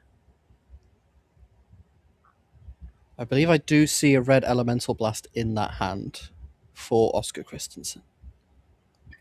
Maybe eyeing up whether or not he wants to play Crockland Shaman. They stayed. Oh, that's pretty good. That's actually pretty good in this scenario. You can use Yeah, that to crack the Ica Wellspring, potentially kill the Delver if he wants to. Brainstorm now for Pascal. Lorien revealed Thought Scour Island with the 3 draws. Now we have to put 2 cards back. still no counterspell. Or I guess there's a dispel, right? But there's Dispel in hand, yes, but ultimately that's not very good against Ica Wellspring into Crockland Shaman. no. No, it isn't. I mean, it helps to counter Brainstorm. in analysis if in case that matters later. But I think now he needs to. Oh, okay, no Not decision going to. to flip now. I'm a bit Oscar surprised about that. Christensen. Do you think that could Yeah, mean? opting not to crack the Ica Wellspring to draw a card and kill the Delver. Allows the Delver of Secrets to turn into an insectile aberration. And now here's a second island and a swing for 3. Oscar Christensen goes down to 17. Still no counterspell in hand for Pascal Grossman. Ponder now. I see Thought Scour, Brainstorm, I believe Mental Note. Looks like he's going to keep those. I don't know which one he's drawn. Going to pass the turn now. There's just still one mana up for the spell, I guess. That is an option. Could be holding up the Thought Scour. Yeah, I mean, I think. Fanatical Offering, seeking to Oh, well, sacrifice the Ica Wellspring. That's going to mean a Dispel immediately. yeah, I think so. I mean, it's a question. I mean, it's very likely that it's going to be a red blast from the other side, but I think you still just have to fire it off. It's just too important of an opportunity, and you have to trade for the red blast at some point anyway. And there cannot be a good follow up afterwards from Pascal's side. I mean, the best one would be like Refurbished Familiar. So it also makes a lot of sense to just throw this spell because there's not going to be much damage else you can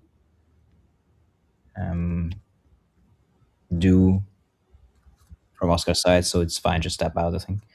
I mean, and you also don't have like, Pascal's side, like it doesn't have any AR counter, so like I think also even does he have two? Yeah, he has two dispels, so then I'd have to just definitely just snag off one. I'm surprised that it took so long for Pascal to decide to dispel. Like he took like 10 seconds. I To think me, it you have seems to like a decision. consider as well. You have to consider as well, right? Like, how good is this Dispel going to be? Yeah. Is it going to get much better than this, especially in the face of a Red Blast? And if I'm on Pascal Grossman's side, I'm thinking that if I Dispel the Fanatical Offering and my opponent uses one of their few Red Blasts, Pascal knows he only has 3 in his deck. I'm relatively happy with that exchange. No, definitely. I guess the reason why Oscar didn't stack the Shaman or the Icarel Spring to the Shaman earlier to kill the Delver was because he wanted to keep up the option to sack the Wellspring to the I forgot the card that draws 2 cards Mm-hmm. that he just played. But yeah, interesting. Another swing now from the Delver of Secrets, going to bring Oscar Christensen down to 14. And here's a Yes. Talarian Terror from Pascal Grossman, but still no counterspell in that hand of his. Oscar going to draw a card now. I see another Well, Red Blast in hand. but at least he does represent it. So Mhm. Oscar has to be afraid when he casts the Writhing Chrysalis. But if he has a red blast, then he can just play another land, then just defend the Chrysalis with the red blast. But yeah, it's also like questionable to me like how important it is to counter the Chrysalis. But it seems to me like the card that you're the most afraid of from the blue terror side.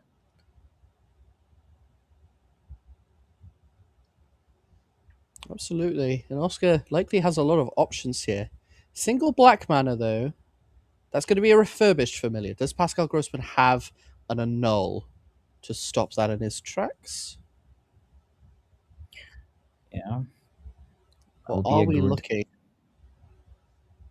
Going to discard a Thought Scour, so that spell has resolved. Interesting.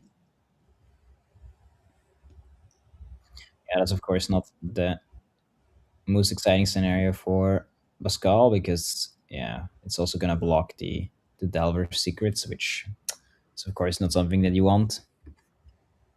Absolutely not. Delver of Secrets being stopped in its tracks. Are we about to see a Writhing Chrysalis? Yes, it's going to come down. Going to get 2 Eldrazi spawns. Does Pascal Grossman have something to deal with this? I don't think he has a counterspell. It's really surprising to me that he didn't just fire off the Chrysalis first and then. But I guess the idea was to play the Very good test spell is the familiar. Yeah, I guess it was a test It's going to spell, and if discard a there was counter spell or something then similar, regardless. yeah, exactly. Like if there's just like an annul, then you can fire back the red blast. But yeah, we're getting to the point where Pascal is running low on cards. I think there's only just 2 left. So and John Wildfire has drawn 3 the previous turn, so it's not the best scenario for Pascal. He's got 2 Pascal has 2 dispels in hand. Yeah, it's not ideal to draw that card in multiples. Let me tell you. Brainstorm pretty See if good. this- And I think Oh, 2 that's Cryptic Serpents. Yeah, and I think he also found a mental note, which is actually pretty good to get rid of the excessive dispel. I mean, yeah, the spell's not doing very good for him in this game. Oscar has just not really played any instance. But now discarding the 2 dispels. Can you trade I think for he's kept the? 1. Going to swing now with a Yeah, Talarian Terror. I think the Terror can still trade for the Chrysalis at this point, so you're actually happy to make this trade at this point of time.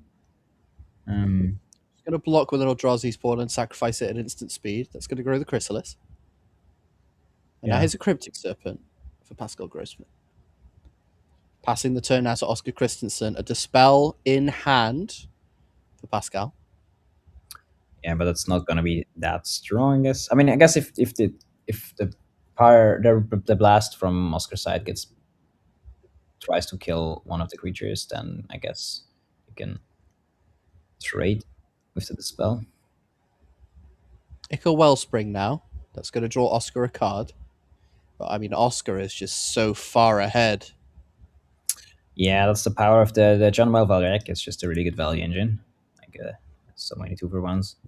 I wish it's a pure mid-range deck. It is so good at just squeezing out value from your opponent.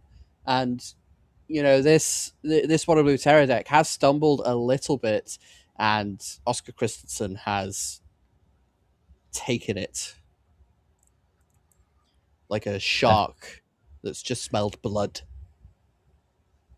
Pascal did not do anything end of turn, right? So I guess he's playing around the red blast.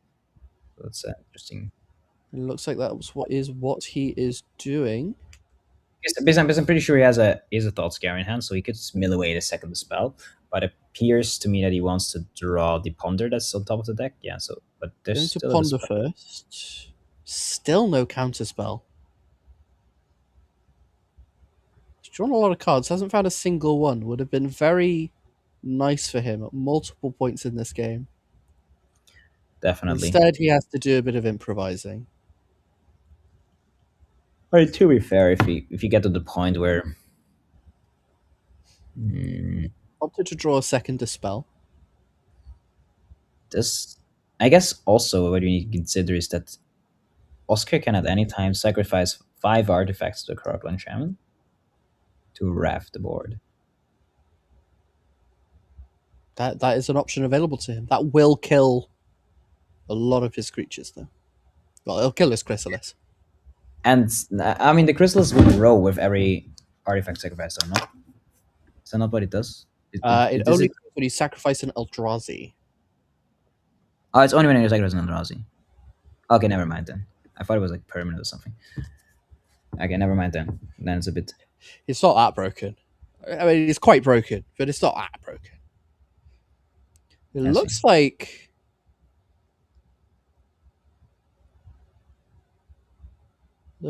they have traded.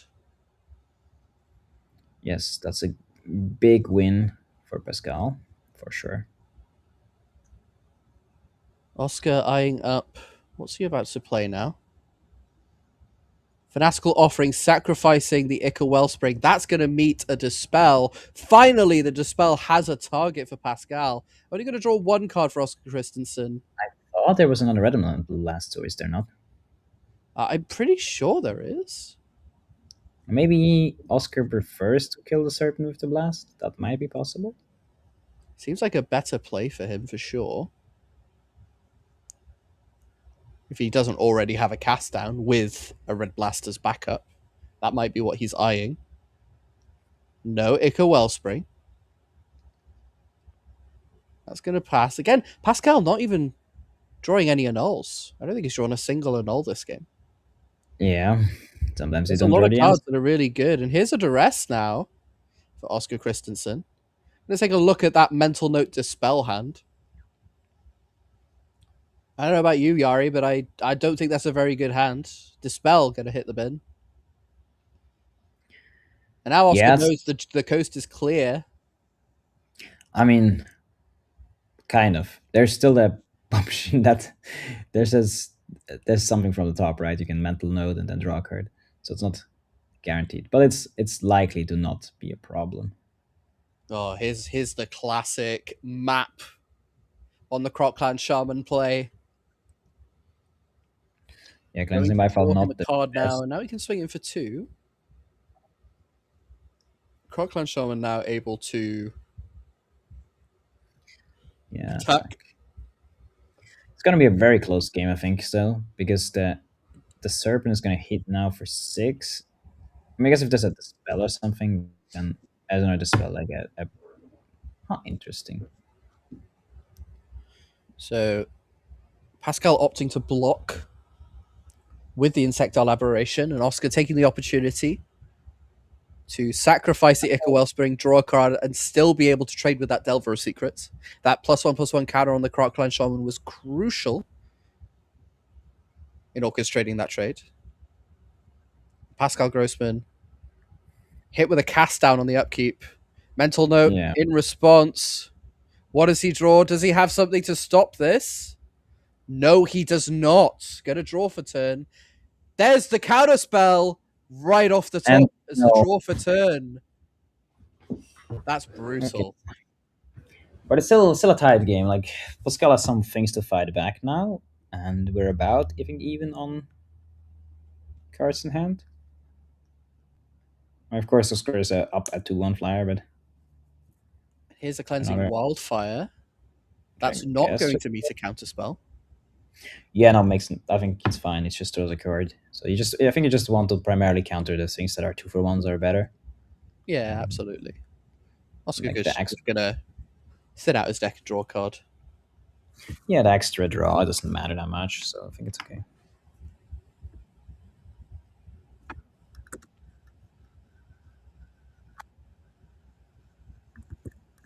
So I hear that Samuel Marty for Team Switzerland in the modern seed won the game 2-0.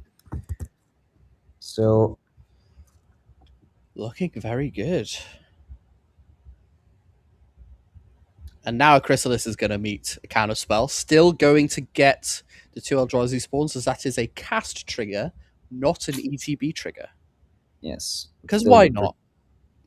still the preferable route for Pascal, I think. Yeah, It's rather have absolutely. 2-0-1s than a 4-5 or better creature, which is very hard to deal with for Pascal.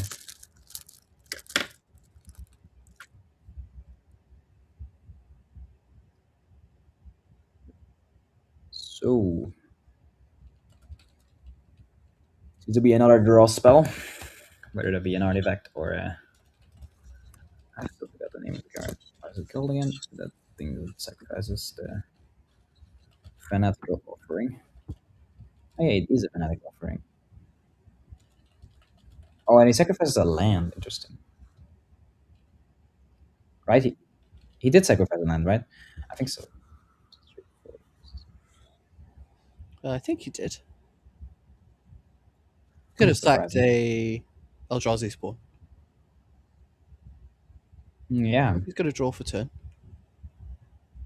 Oscar Christensen in a very good position right now.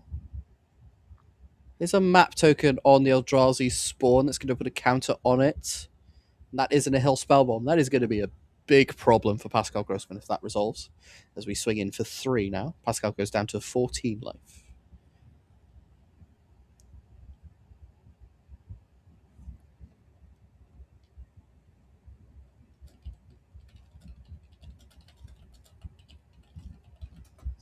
Like Crocline Shaman. It just draws and passes. So now Oscar draws the final spellbomb, which is probably gonna get deployed this turn and getting met by a null. Cleansing Another cleanse. Wildfire for Oscar. Again, Pascal doesn't particularly want to counter that one. No.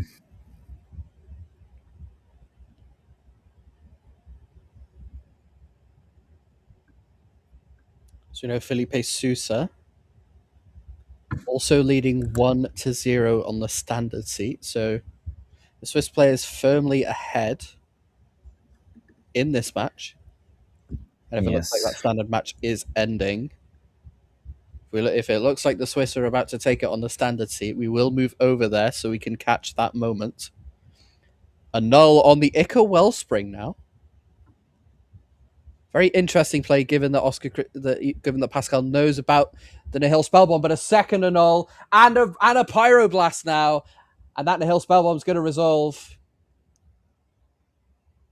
Now he Yeah, moves no. to the standard. It's looking Well, pretty it seems like this player here. yeah, it seems likely at this point that Pascal is gonna lose the game, but it's very likely that, or it seems relatively likely that Felipe can take this down. It seems like a very strong, like, is that a copied Riddler or a real Riddler that is underneath the Spider-Man? So that Superior Spider-Man appears to be copying a Quantum Riddler. So that is a 4/4 flyer. Vibrance, it looks like, is about to come down for Felipe Sousa. But he has an Ashling rekindled. And I've just heard on the Pauper seat that Pascal just drew a Lorien revealed and tried to cast it, but it was immediately met by a red elemental blast. And Pascal is now hellbent and has now conceded to Oscar Christensen. The match is now tied 1-1, and it is standard that will decide whether we have a Swiss winner of the inaugural European Magic Cup, or if we do this all over again. Yes. I mean, due to the structure of double elimination, the undefeated Swiss team, needs to lose twice in the final to be defeated, essentially. Now we're going So to turn untap back and draw to for Mick Madsen.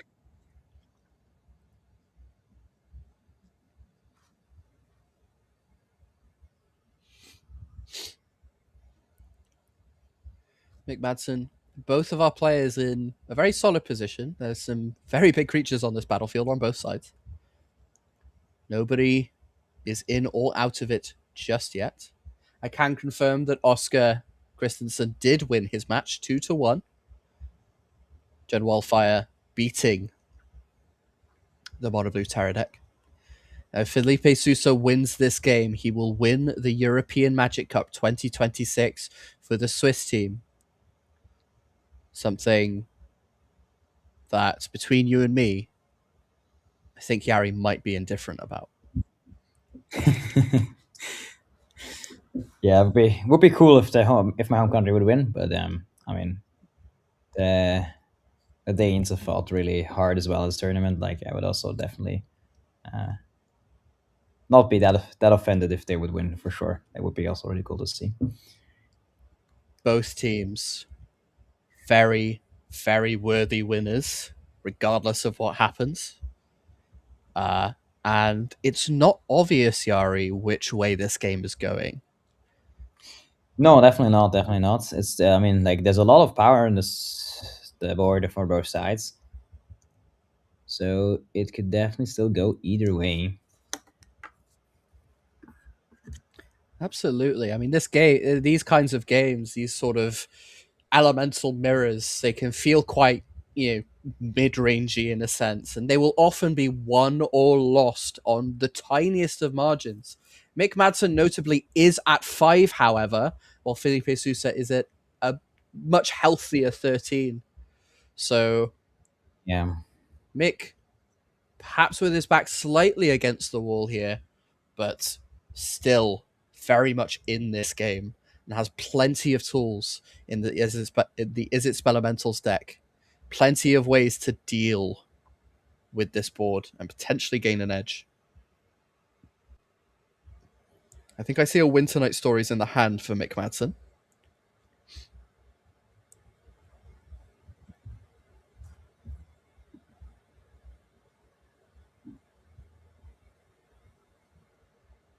I think perhaps a burst lightning as well. No, sorry, it's the steam vents.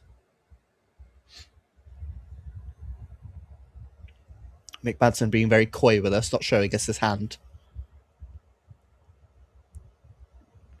It looks like he's eyeing up a relatively expensive spell here, perhaps looking to harmonize a Winter Night Stories, try to find an answer.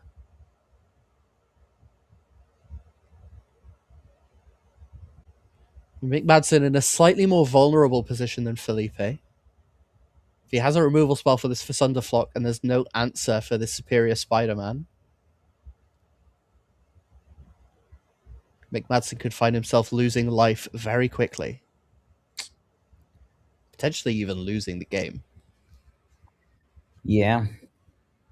So he's got to think very, very carefully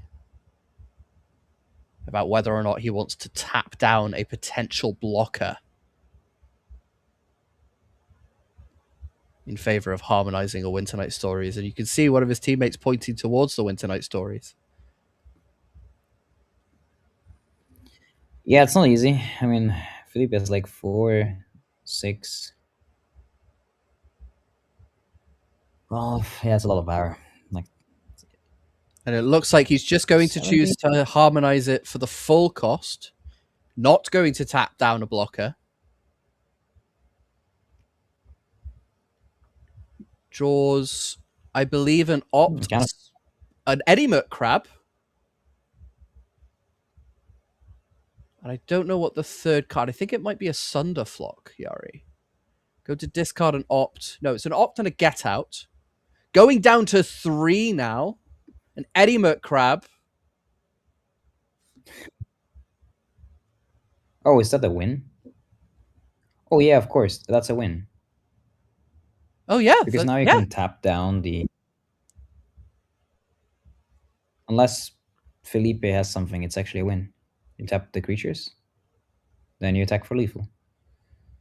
Yeah, Felipe Souza's going to pack it in, and Mick Madsen is going to even the score 1-1 now, and we're going to have a third game to decide the outcome of this match. It could not be closer than this, Yari. Yeah, crazy. I kind of felt like it's hard to get there, and I was surprised that he didn't harmonize the Winter Night Stories. But then no, it makes all sense. Like we have land lethally, and you need to find the crab to tap the creatures, and you get there. I'm not sure if that probably the crab was drawn from the top, or what do you think? I mean, I guess if you have 2 removal spells, it was drawn off the Winter Night Stories. The crab was off the Winter Night Stories that he cast. Yeah, I guess that was the Dane's. Oh, looks like Felipe accidentally shuffled in one of Mick Madsen's Quantum Riddlers. Let's quickly move on to sideboarding here. I'm going to quickly run through these sideboards. We can offer some quick commentary, and we'll move on while our players are getting ready for Game 3. The Spell Elementals deck has 2 Annul, 1 Soul Guide Lantern, 2 Disdainful Stroke, 1 Flash Freeze, 2 Pyroclasm, 1 Spider Sense, 2 Wan Shi Tong Librarian, 1 Broadside Barrage, 1 Ral Crackling Wit, and 2 Quantum Riddler. What are our thoughts?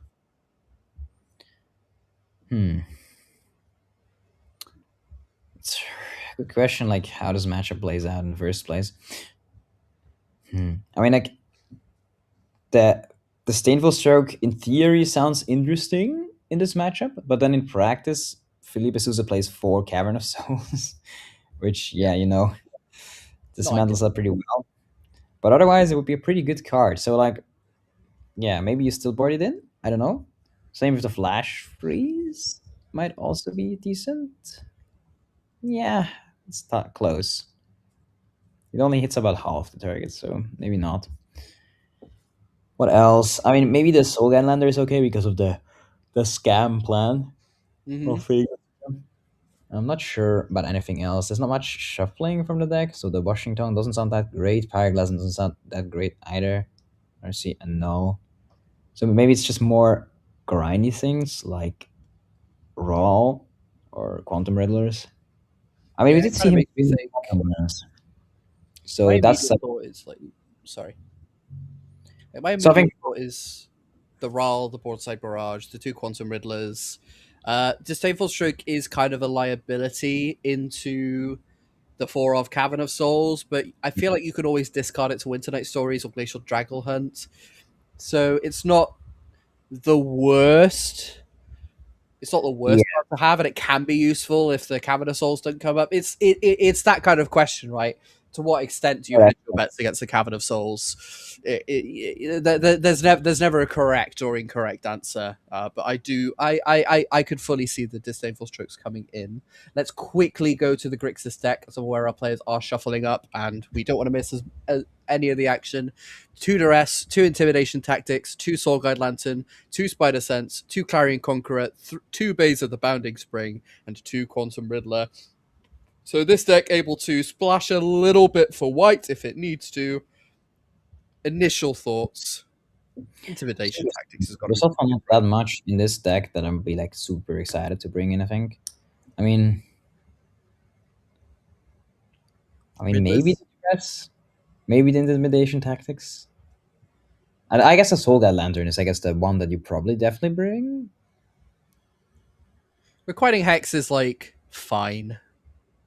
It's not. I don't think it's the best thing in the world. Like, there's so many big creatures. I'd probably look Yeah, for the Intimidation Tactics in the Quantum Riddler. You definitely want some level of Requiting Hex in order to answer like your Ashlings of the world. Those are very powerful cards that could go absolutely crazy if left unchecked. So, plenty of options available for the Grixis dog. yeah. Actually, you're right. I think the requiring hex doesn't have any targets, so that's definitely needs to go. So you just have 4 slots that you just definitely want to take out. I guess also the Harvester is also not that great. It's also like another card against like other types of strategies. So you have 5 cards to bring in. So it's probably like the 3 Soul Guide Lanterns and like either the 2 Duress or either the 2 Intimidation Tactics. It's hard to say which is better. My guess would be I kind of like Intimidation Tactics just because yeah. actually, Styling. no, that's a lie. Duress is much better. It's a more controlling deck. Against something like a 4-color Elementals deck, you want the tactics over the Duress. But given the nature of the Spell Elementals deck as a tempo deck that's looking to power up things like Eddie Crab, those are kind of what you're looking for. And Soul Guide Lantern definitely is also going to really help. Let's go straight back to our feature match. Let's not waste any more time. So our players getting ready for game 3. Looks like they're consulting their hands. Felipe Sousa has taken a mulligan to 6. Reminder, this is the final game of the final match of the first big match of the European Magic Cup. If Felipe Sousa wins this game, he will win the European Magic Cup for the Swiss team.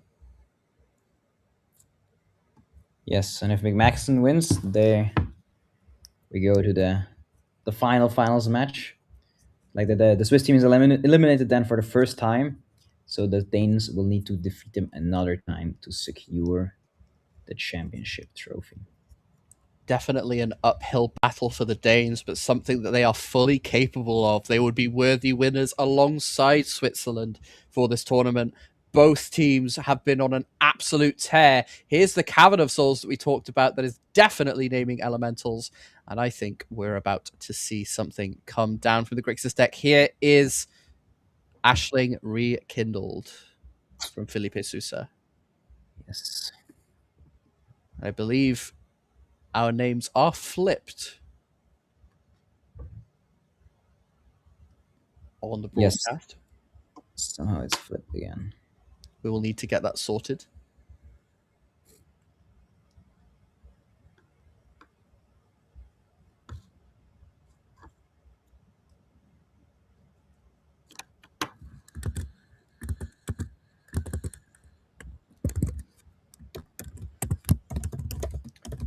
It looks like Mick Madsen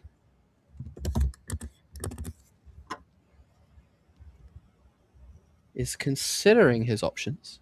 There we go. We have solved the issue. All Felipe Sousa has to do is win this game. That is all he has to do. He's going to opt to discard an Overlord of the Baelmerk. McMadsen draws an opt for the turn, I believe. No, a sleight of hand.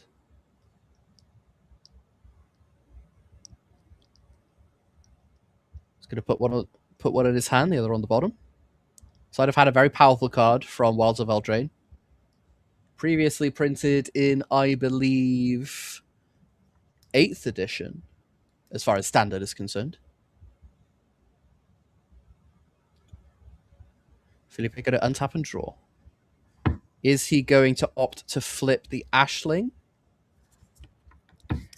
What does the Ashling do on the flip side? Actually, I don't even know. When it flips, you add 2 mana of any one color, and you can spend that mana to cast creature spells with power with mana value 4 or greater. So it's kind of like.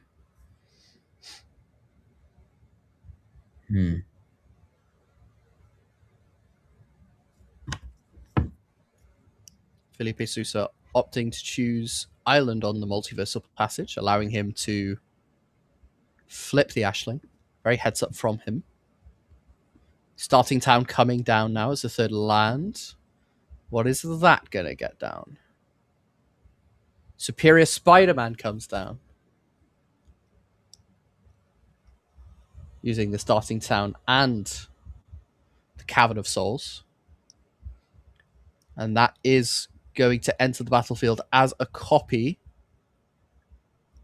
of Overlord of the Baelmerk.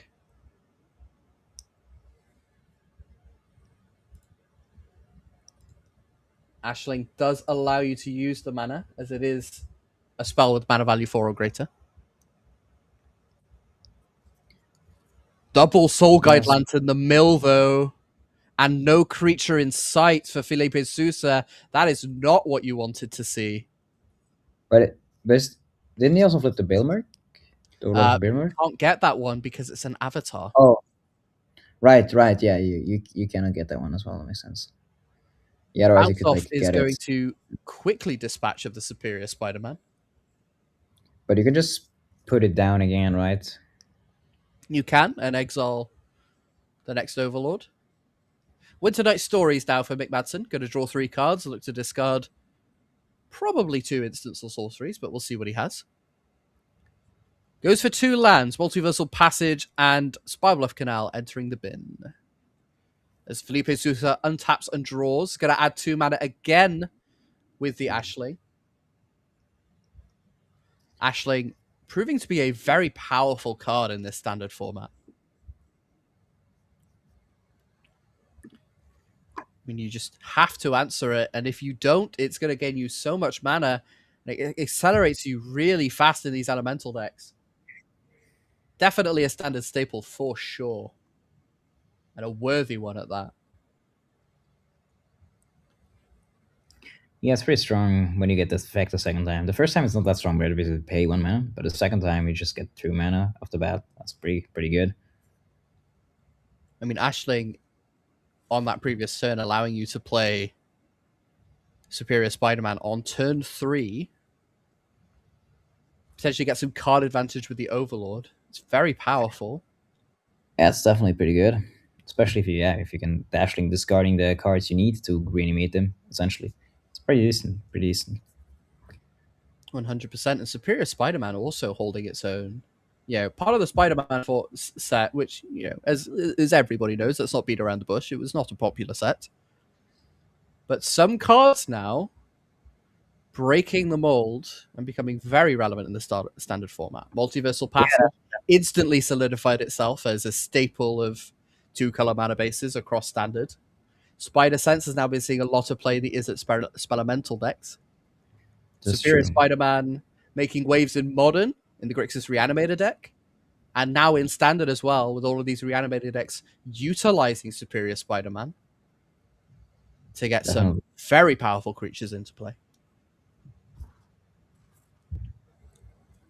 And also a very powerful card in both Dimir Excruciator, as well as in certain 4-color Elementals decks, and especially in this Grixis deck as well.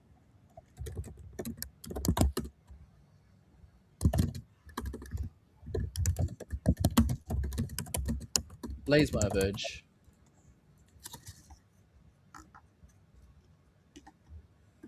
To play now.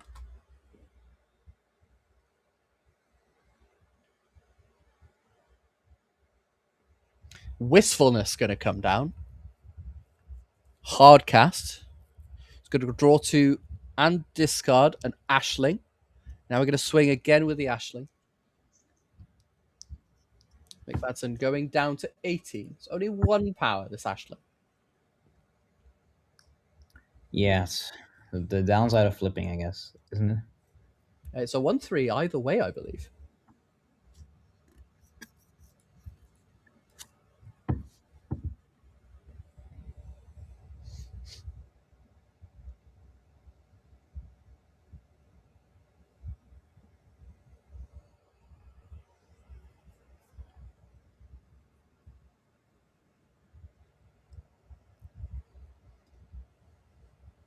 Yeah. Felipe definitely starting to get to the driver's seat now. Absolutely. It's looking very good for Felipe Sousa. We're going to see if Mick Madsen can find his way out of this. He will need to do so in order to keep his team's chances alive in the finals. Because if Felipe Sousa wins this game, it will be the Swiss team taking home the inaugural European Magic Cup trophy. So Definitely. very, very important for Mick Madsen that he finds a way out of this situation. Ashling has been on the battlefield for too long. It's given quite the advantage to Felipe Sousa.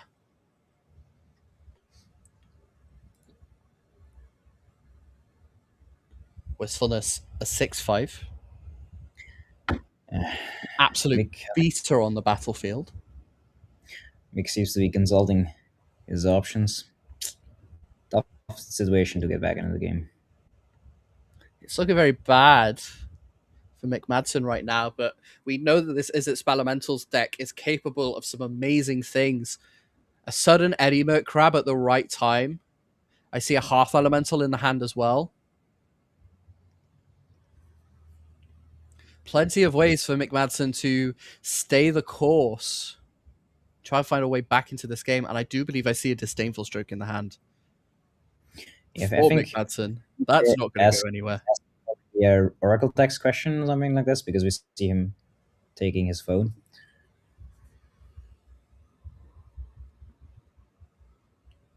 Yeah, very likely. Looks like Broadside Barrage is going to come down. That's going to answer the Wistfulness and allow him to discard and draw. I would be surprised to see a Disdainful Stroke hit the bin now. It's a main phase Broadside Barrage, right? That is a main phase Oh, Broadside Barrage. Does he have the thing? But that's going to meet a Spidey sense. Bouncing the Ashling, and now the Witness and the Wistfulness stays on the battlefield. That was massive for Felipe Sousa. Yeah, that's really strong. Now you can get a swing for a bit of damage. So Spider Sense, one of 2 in the sideboard, come in for Felipe Sousa. And might be the card that decides the European Magic Cup. Gonna swing in for 6 now. That is a 3-turn clock for Felipe Sousa. Yeah, especially like has got to find something for this very quickly. Yeah, if Felipe can put another threat on the board, he might as well just have lethal next turn. But then it's a question of what Mick can do next turn. I'm not so sure either. And here's an intimidation tactics from Mick Madsen. That does have a target. We do know about that Hearth Elemental, and I believe I see an Eddie Crab there as well. That is immediately going to get exiled. And you see the Disdainful Stroke in Mick Madsen's hand. He really wanted to discard that off of the Broadside Barrage and maybe look for something. This is looking really bad for Mick Madsen. And I can tell that Yari Wrench is starting to get a bit excited, and it is looking very good for the Swiss player on the Grixis Elementals deck. Definitely. Oh, and here's a Superior Spider-Man now as well. What will be that is going to copy the Overlord of the Bale Merc. Only Ashlings available for him. But it's better than nothing. I mean, it's still a decent card. And it will allow you to draw another card when you play it. It's still a very So good card now, and this yeah, is looking. It's yeah. crunch time now for Mick Madsen. He has to find something, or he is going to lose, and the Swiss are going to win. Abandon attachments coming down, going to discard. Can we find something to get back into this game, or is it going to be an extension of the hand? It's still not a kill next turn, right? It's still only 10 damage in play, and you were able to play the Heart Elemental. So I think there will be at least a one more turn.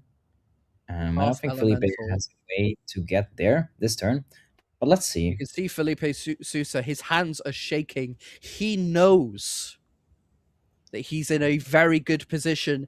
He just needs to find a way to not lose. How can he lose this game from here? What can Mick Madsen do to stop him in his tracks? I think he's thinking not much, but he's still got to be very careful in this position. Yeah. I mean, Mick just drew 2 fresh cards from the top with the lesson, so it's a good question if he can what he was able to find. There's still a chance, but I guess the Overlord of the Bailmark will also provide more value on the attack step. So if Felipe is able to find yet another creature that is like that he can play, it will be hard to get back. And McMadson's deck won't have the easy way to just play a Sunderflock and get back into the game like in other matchups, because all of Felipe's creatures are basically elementals, more or less. Mm-hmm. I guess the Overlord isn't, but still. I guess a Sunderflock is probably the best way for Mick to get back into this game then. It bounces the Overlord, and then We're going to see Ashling Rekindled come down for Felipe Sousa. That's going to discard the 4th Ashling Rekindled and draw a new card. We have the option to flip that next turn, play something different. Plenty of cards that can deal some reach damage here. Vibrance is one of them. Has the option to attack with this Superior Spider-Man to try and find an additional creature to play. Plenty of options here for Felipe Sousa. And it looks like he's eyeing up an attack with this Wistfulness. Is weary about the potential of an Eddie Merc Crab here, which can put Felipe the 4th Sousa versus Spider-Man to get back into the game. I think like it cannot attack into the Hearth Elemental, so it just has to be only the Wistfulness for now. But let's see. Mick Madsen is going to go down to 6.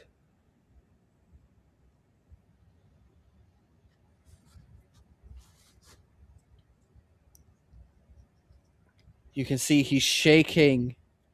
He's so nervous right now. He knows how far ahead he is.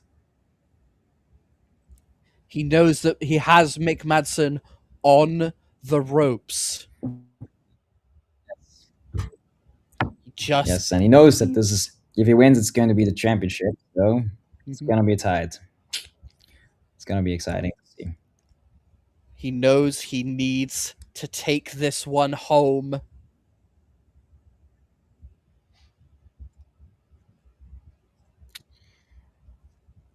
Yeah.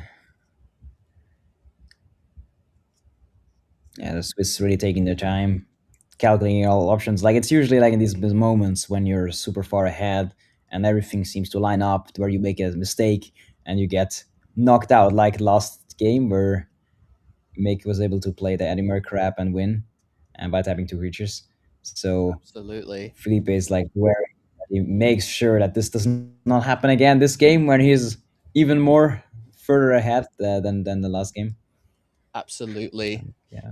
Plays a secluded courtyard now and has passed the turn.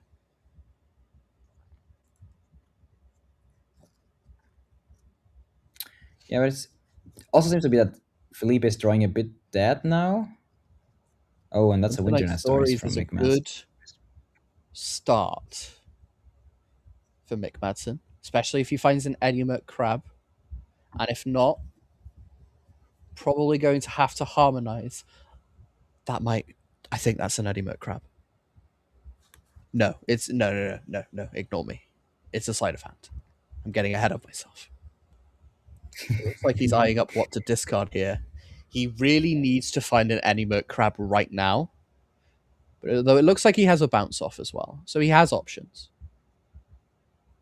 It seems like he's getting some feedback from the, I think, Pauper seat. So Oscar Christensen, consult helping him to consult, making this decision. And it is a very big decision for Mick. It will. Every decision from here on out is going to decide the outcome of this game. And potentially also this match.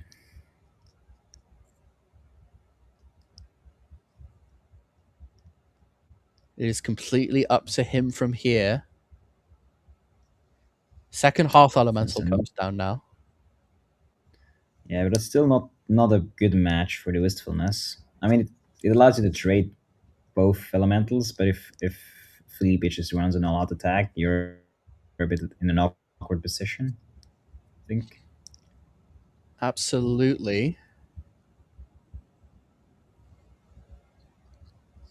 Yeah, Felipe is really like taking his time drawing the card, hoping it's a good one, because he literally needs that little notch to pull this game into his favor, or in the favor of Team Switzerland, that is going in the having their deciding game for the um, championship title. Felipe Sousa opts to flip his Ashling Rekindled. That is going to give him 2 mana to spend on spells with mana value 4 or greater. He Yeah, but the knows. question is like whether he drew a spell. I think probably didn't draw a spell, and his idea is more to set up the loot effect the following turn when it flips back, potentially as well. Well, let's see if he uses them. This match could not be closer. Oscar Christensen won the Pauper seat. Samuel Marty won the Modern seat. And it's all coming down to this game. 8 rounds of Swiss, an entire top 8 bracket. And this is Yeah, what decides the it's coming to. Felipe Sousa has to be careful. He needs to not forget about the disdainful stroke in Mick Madsen's hand. Watery Grave is going to get shocked, it looks like. That's so there. Yeah, so if it's an elemental, you're good with the cavern. Felipe Sousa going to go down to 16 now. Quantum Riddler.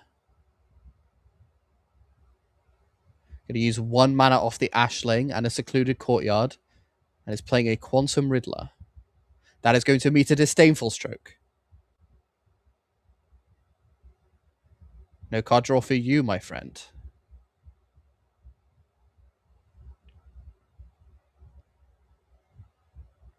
But now the coast is clear for Felipe Sousa. What does he have? I believe it may be a superior Spider-Man for the Swiss player. That is.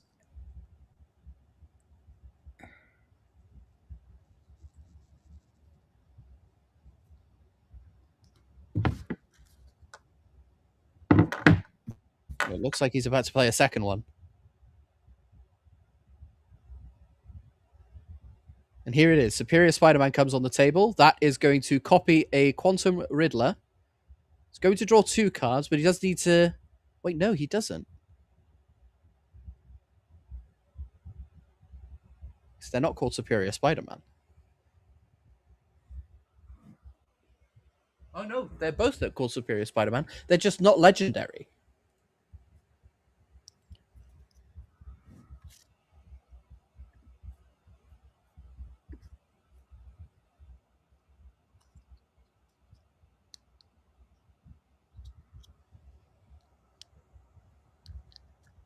but if you control two superior Spider-Mans, they are applied by the legend rule, right? No, because it's a copy. Yeah, but it keeps the name It keeps the name, but it stops being legendary. in addition to his other types. Are you sure that it doesn't copy the legend? I actually don't know, but So that Superior Spider-Man is a copy of. Oh, there's a Vibrance. That Superior Spider-Man is a copy of Overlord of the Baelmerk, except it is Superior Spider-Man. Being a copy of the Overlord means it is not legendary. okay. Because Superior Spider-Man, because Superior Spider-Man does not state that the copy is legendary.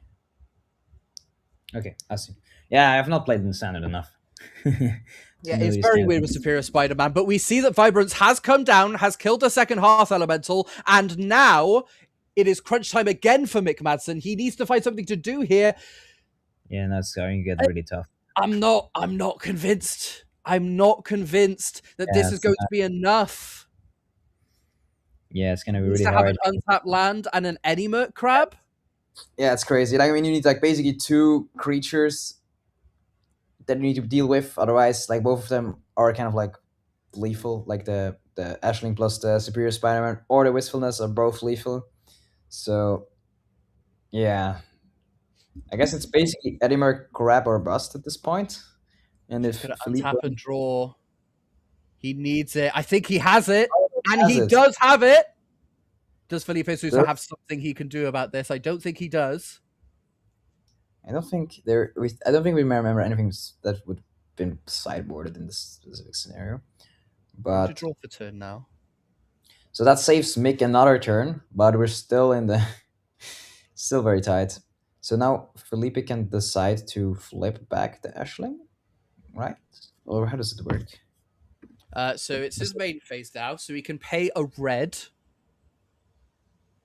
to Oh, so you flip get the the action mana if he wants first to. and then flip it back to also loot. Oh, that's pretty decent.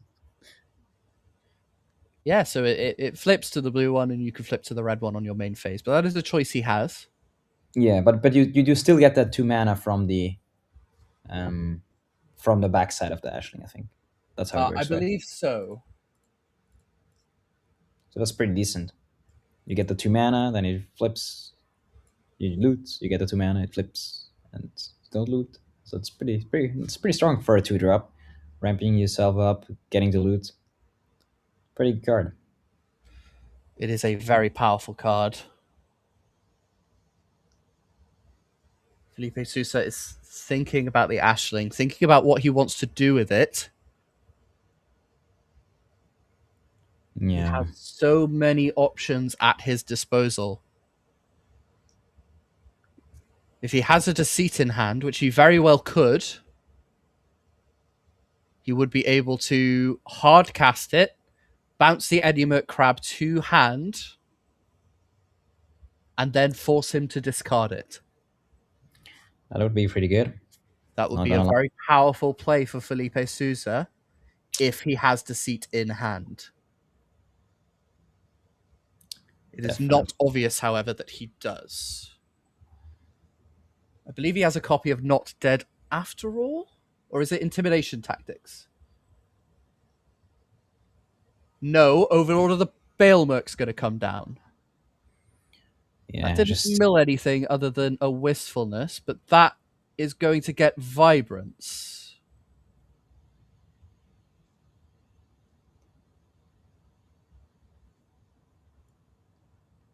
and he gets Superior to this. Spider-Man gets to come down for Deceit.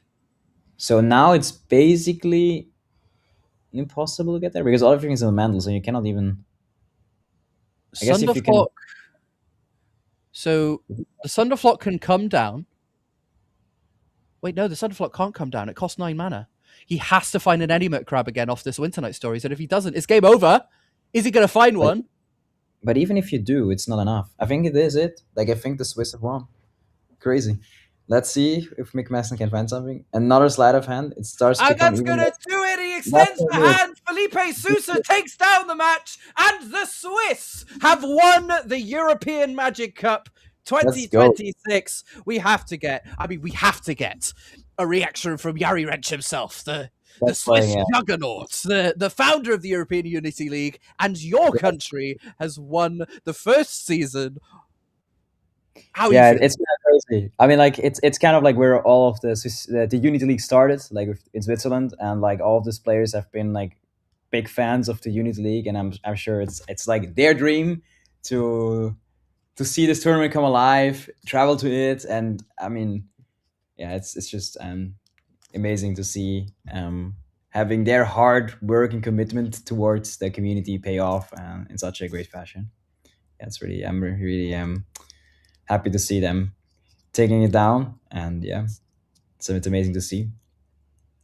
Absolutely. And I mean, what a brilliant match to finish it off.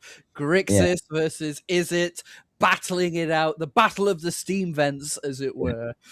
Even yeah. though I So believe Grixis only plays one Steam Vents. yeah, it's like yeah, I think Felipe's deck is I really think it's really cool idea, like the combinations of cards just looks it's like a cool version of Scam, like many synergies. I personally like really like to play this kind of decks, like where there's some synergy, but it's kind of like mid range of interaction. There's many things you can do. It's yeah, it's overall like really cool deck, and I know it carried him in the Pro Tour quite well. Like I think he went like 9-7, so it's quite decent finish for like a first Pro Tour, and now he Very brought it respectable. back for the European Magic Cup and won the whole thing. So yeah, big congratulations to the Swiss team of Samuel Marty. Yeah, can we actually pull up the team again? I would love to Uh, maybe show off we the can. So it is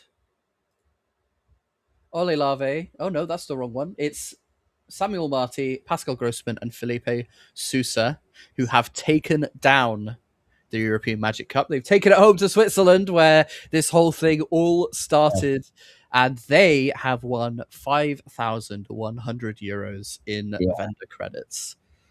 yeah. It's. I mean, let me tell you, man. It's pretty good prize pool for such a tournament. It's like I mean, like we had like 100 players at this event roughly, so it's like it's 200 euros per player that we put in a prize pool. So I mean, like if you win the thing, you go home with quite a sum of store credit that you can spend at the vendors. Like you can like almost buy like what is the price for like a Mox? I think it's about 5 to 7K or something like this. So you can cash it in Yeah, for you one. could probably get a Mox. If you really, No, but get a Mox to split between the three of you. yeah, you can like take a scissors and cut it into 3 pieces, and then Now you you, just have to win, say, let's say 10 more European Magic Cups, and you can build a vintage deck. yeah, that's the plan, you know. Yeah, it's a lot. This is a lot. Is clearly a long-term plan from Yeah. the Swiss players, and I mean, the European Magic Cup 2026 is now in the books. It's done. The Yes. Swiss have won it, and I know you're very happy. But like, let's just do a recap. How do we get here, man? This has been crazy, and it's now Yeah. all So to a close. yeah. So like we had like 108 players split across 36 teams. Um, First battling Team Sealed, which is actually like a phenomenal format for like a team event, like because it's like kind of like team building because you have to build the decks together. It's really cool. And then we have team trios, Swiss, another 5 rounds, marking the first day, and then on the second day, that's what we are doing today, or we did today, was the double elimination team trios event, and after 7 rounds of double elimination, the Swiss were able to take home the trophy. So let's I guess we could go to a short break now, maybe. Or actually, let's just maybe also run down again like how the system works or will work for next year in case people are interested. Yeah, But we we have should we a should cover that. we have a trophy ceremony going on coming up next, so be sure to stick around for that. So how does it work? Well, I mean, we're on like the very top, the European Magic Cup, of course. And the way it works, the only way to qualify for this tournament going forward will probably be the national championship. So be sure to qualify for that. And the way you do that is by grinding points at any event, basically. You can like tell your local store to participate, or like any RCQ weekly event. It doesn't matter. Up until the big convention, they can take part, collect points there, and there's a leaderboard for each country that qualifies you for the national championship in that country.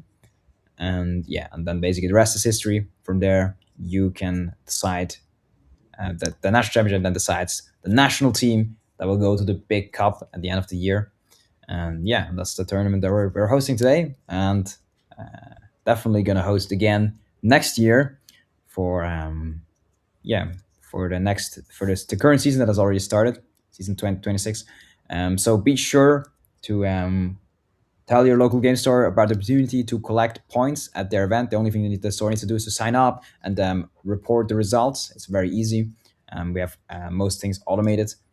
So yeah, and then you collect points, you go to the nationals, and then to the cup, hopefully as well. Yeah, that's how it works. Where since the season is still relatively new, it's like a great opportunity to join right now. So you're still in prime position to qualify for that national championship and ultimately the European Magic Cup. Yeah, it was a great first year, and we've seen like many players happy. Like, it was really amazing to see yesterday, like all the players being really stoked about the tournament and those lovely playmats that we've given to them. Like especially, we don't see it here, but like all of the competitors of the European Magic Cup got a playmat with the names of their team on it, which is really amazing to see.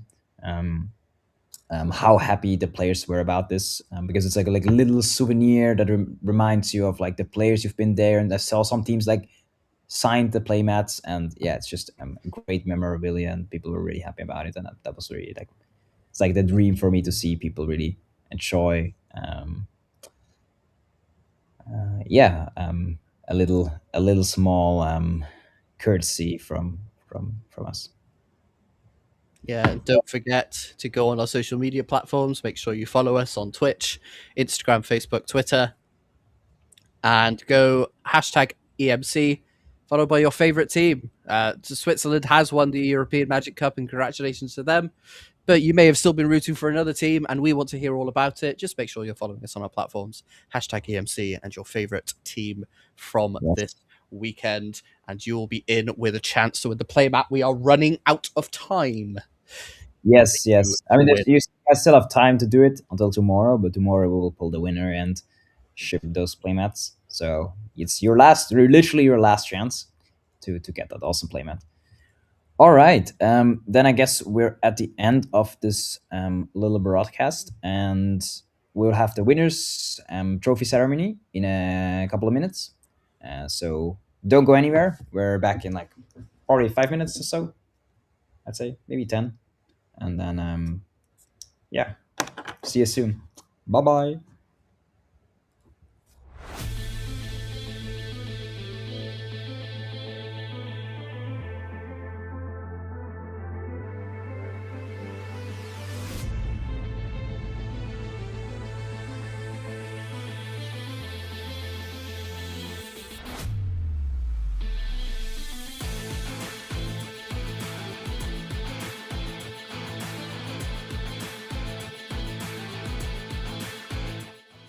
All right, I'm here with Alberto Ballesteros, the artist of the Unity League European Magic Cup playmat. It looks like this. And I was wondering, Alberto, can you walk me through what's the idea behind this playmat? So the first idea was to do something related with a deck. So we pitched like a few popular decks in Modern right now. So we landed on Amulet Titan, which is a evergreen, pun intended, deck. Evergreen deck, very popular in Modern, which is one of the formats. Yeah, and it's been Twister. Like it's one that it's been like for many years. So with that idea as a base, we decided, like, since Lordwind was the last set, just to throw like a little bit of Lordwind flair. So that's why the elf, it's the Lordwind base. and then we were thinking about like the idea of the Titan bring like living lotuses on his footsteps. So just to do something like Magic as a whole, like something that all Magic players can recognize.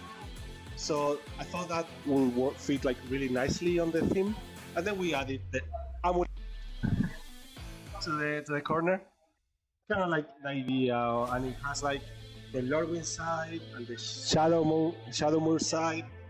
So which made like a very colorful idea. Like really pleased with how it worked out. Yeah. Awesome. Yeah, so every player of your Magic Up will get a special version of this, which has the names of the players on the playmats with their formats that are playing in the countries that they're representing. But yeah, you can also purchase one of those playmats on site or join the raffle on our Facebook, Instagram, X, and Twitch. And yeah, you can win one of those nice playmats. Yeah, so be sure to like and follow us and all of the other actions you need to do. Yeah, is there anything else you want to say, Alberto, about the work that you're doing or about the playmat? Well, so my main focus is I have a wide range of tokens, always doing more. Yeah, no, it's just a pleasure to be here. Really excited. I'm really proud of the playmat. So yeah, thanks for trusting me and giving me some space to be here. No, it's definitely awesome. Thank you so much for and having you here. And yeah, that's it. Back to the booth.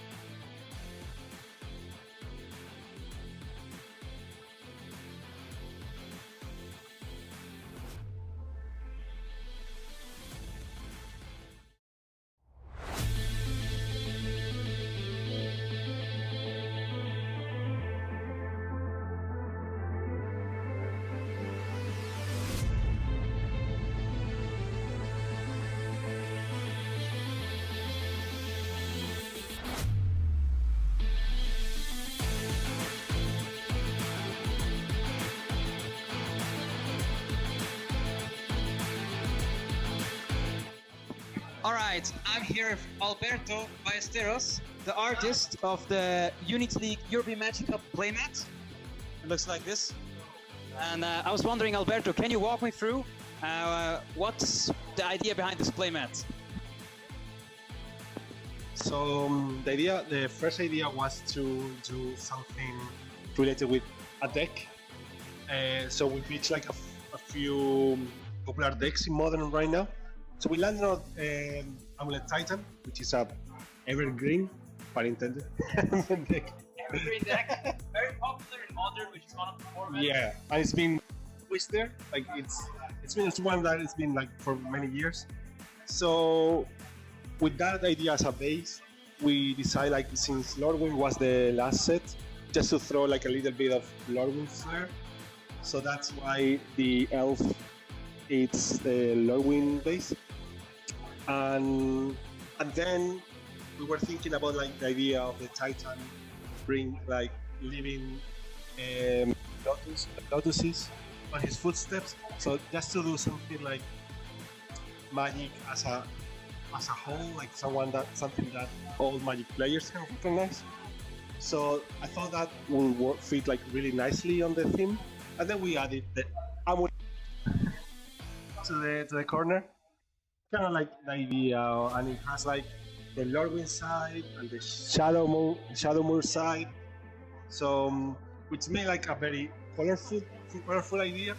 Yeah, like really pleased with how it worked out. Yeah. Awesome.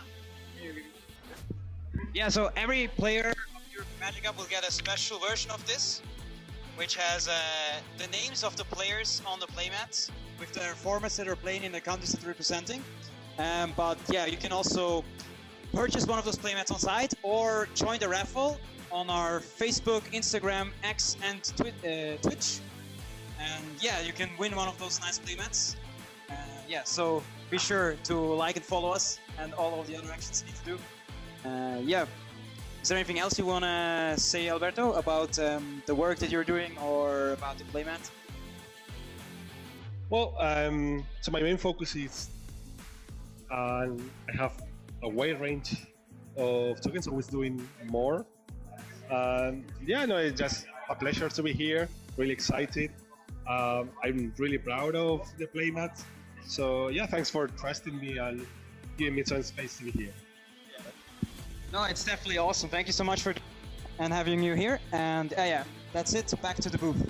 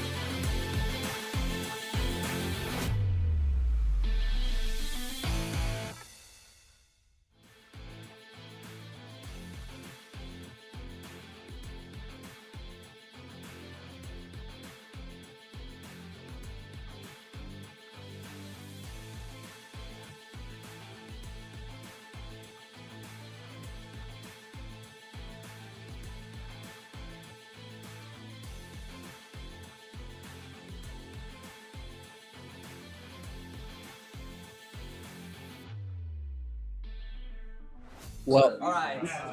It's been 8 rounds. Team trios. All right. It's been 8 rounds. Team trios. 108 players, 38 teams from 20 countries, and now we have a final winner. Team Switzerland, Felipe Souza in the standard seat, Pascal Grossman, Pauper, and Samuel Marti playing water. Congratulations.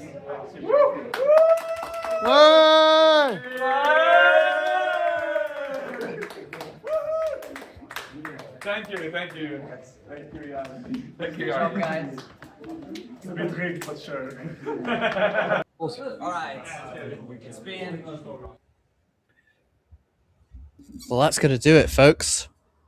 The Swiss have won the European Magic Cup. And that's where our stream ends. Thank you to everybody who has watched the games, whether it was with me, with Skura, with Sean Lim, with Eves, with Yari. Thank you for watching and supporting this stream. It has been a blast to commentate alongside you, Yari. And yeah. Yeah. Thanks a lot to everyone that was present today, making this great event happen. All the players, all the judges, the organizers. Yeah, it's like great community effort. Like, yeah, we can't do everything just by Unity League team. We need you guys to help us to, yeah, I mean, like, keep this awesome game alive. Let's say that the competitive aspect at least of it. And yeah, thank you so much, everyone, for also watching you at home. Yeah. Yeah, that's going to do it. Thank you all for watching and supporting the stream. One last reminder before we go, hashtag EMC in the chat with your favorite team and you can win a playmat. And if you do that on Instagram, Facebook, and Twitter as well, you get additional chances to do it. Time's running out, folks, so better do it quickly. That's going to do it from me and from Yari. Thank you for watching the European Magic Cup. I'm signing off.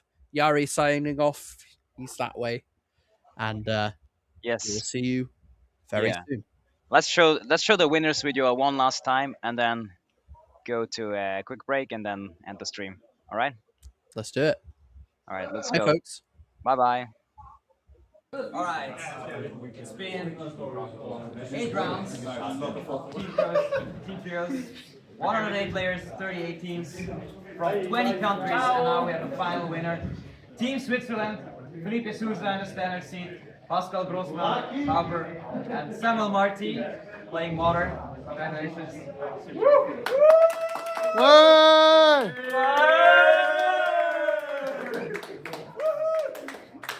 Thank you. Thank you, Good job, guys. It's a bit rigged, but sure. All right. It's been 8 rounds.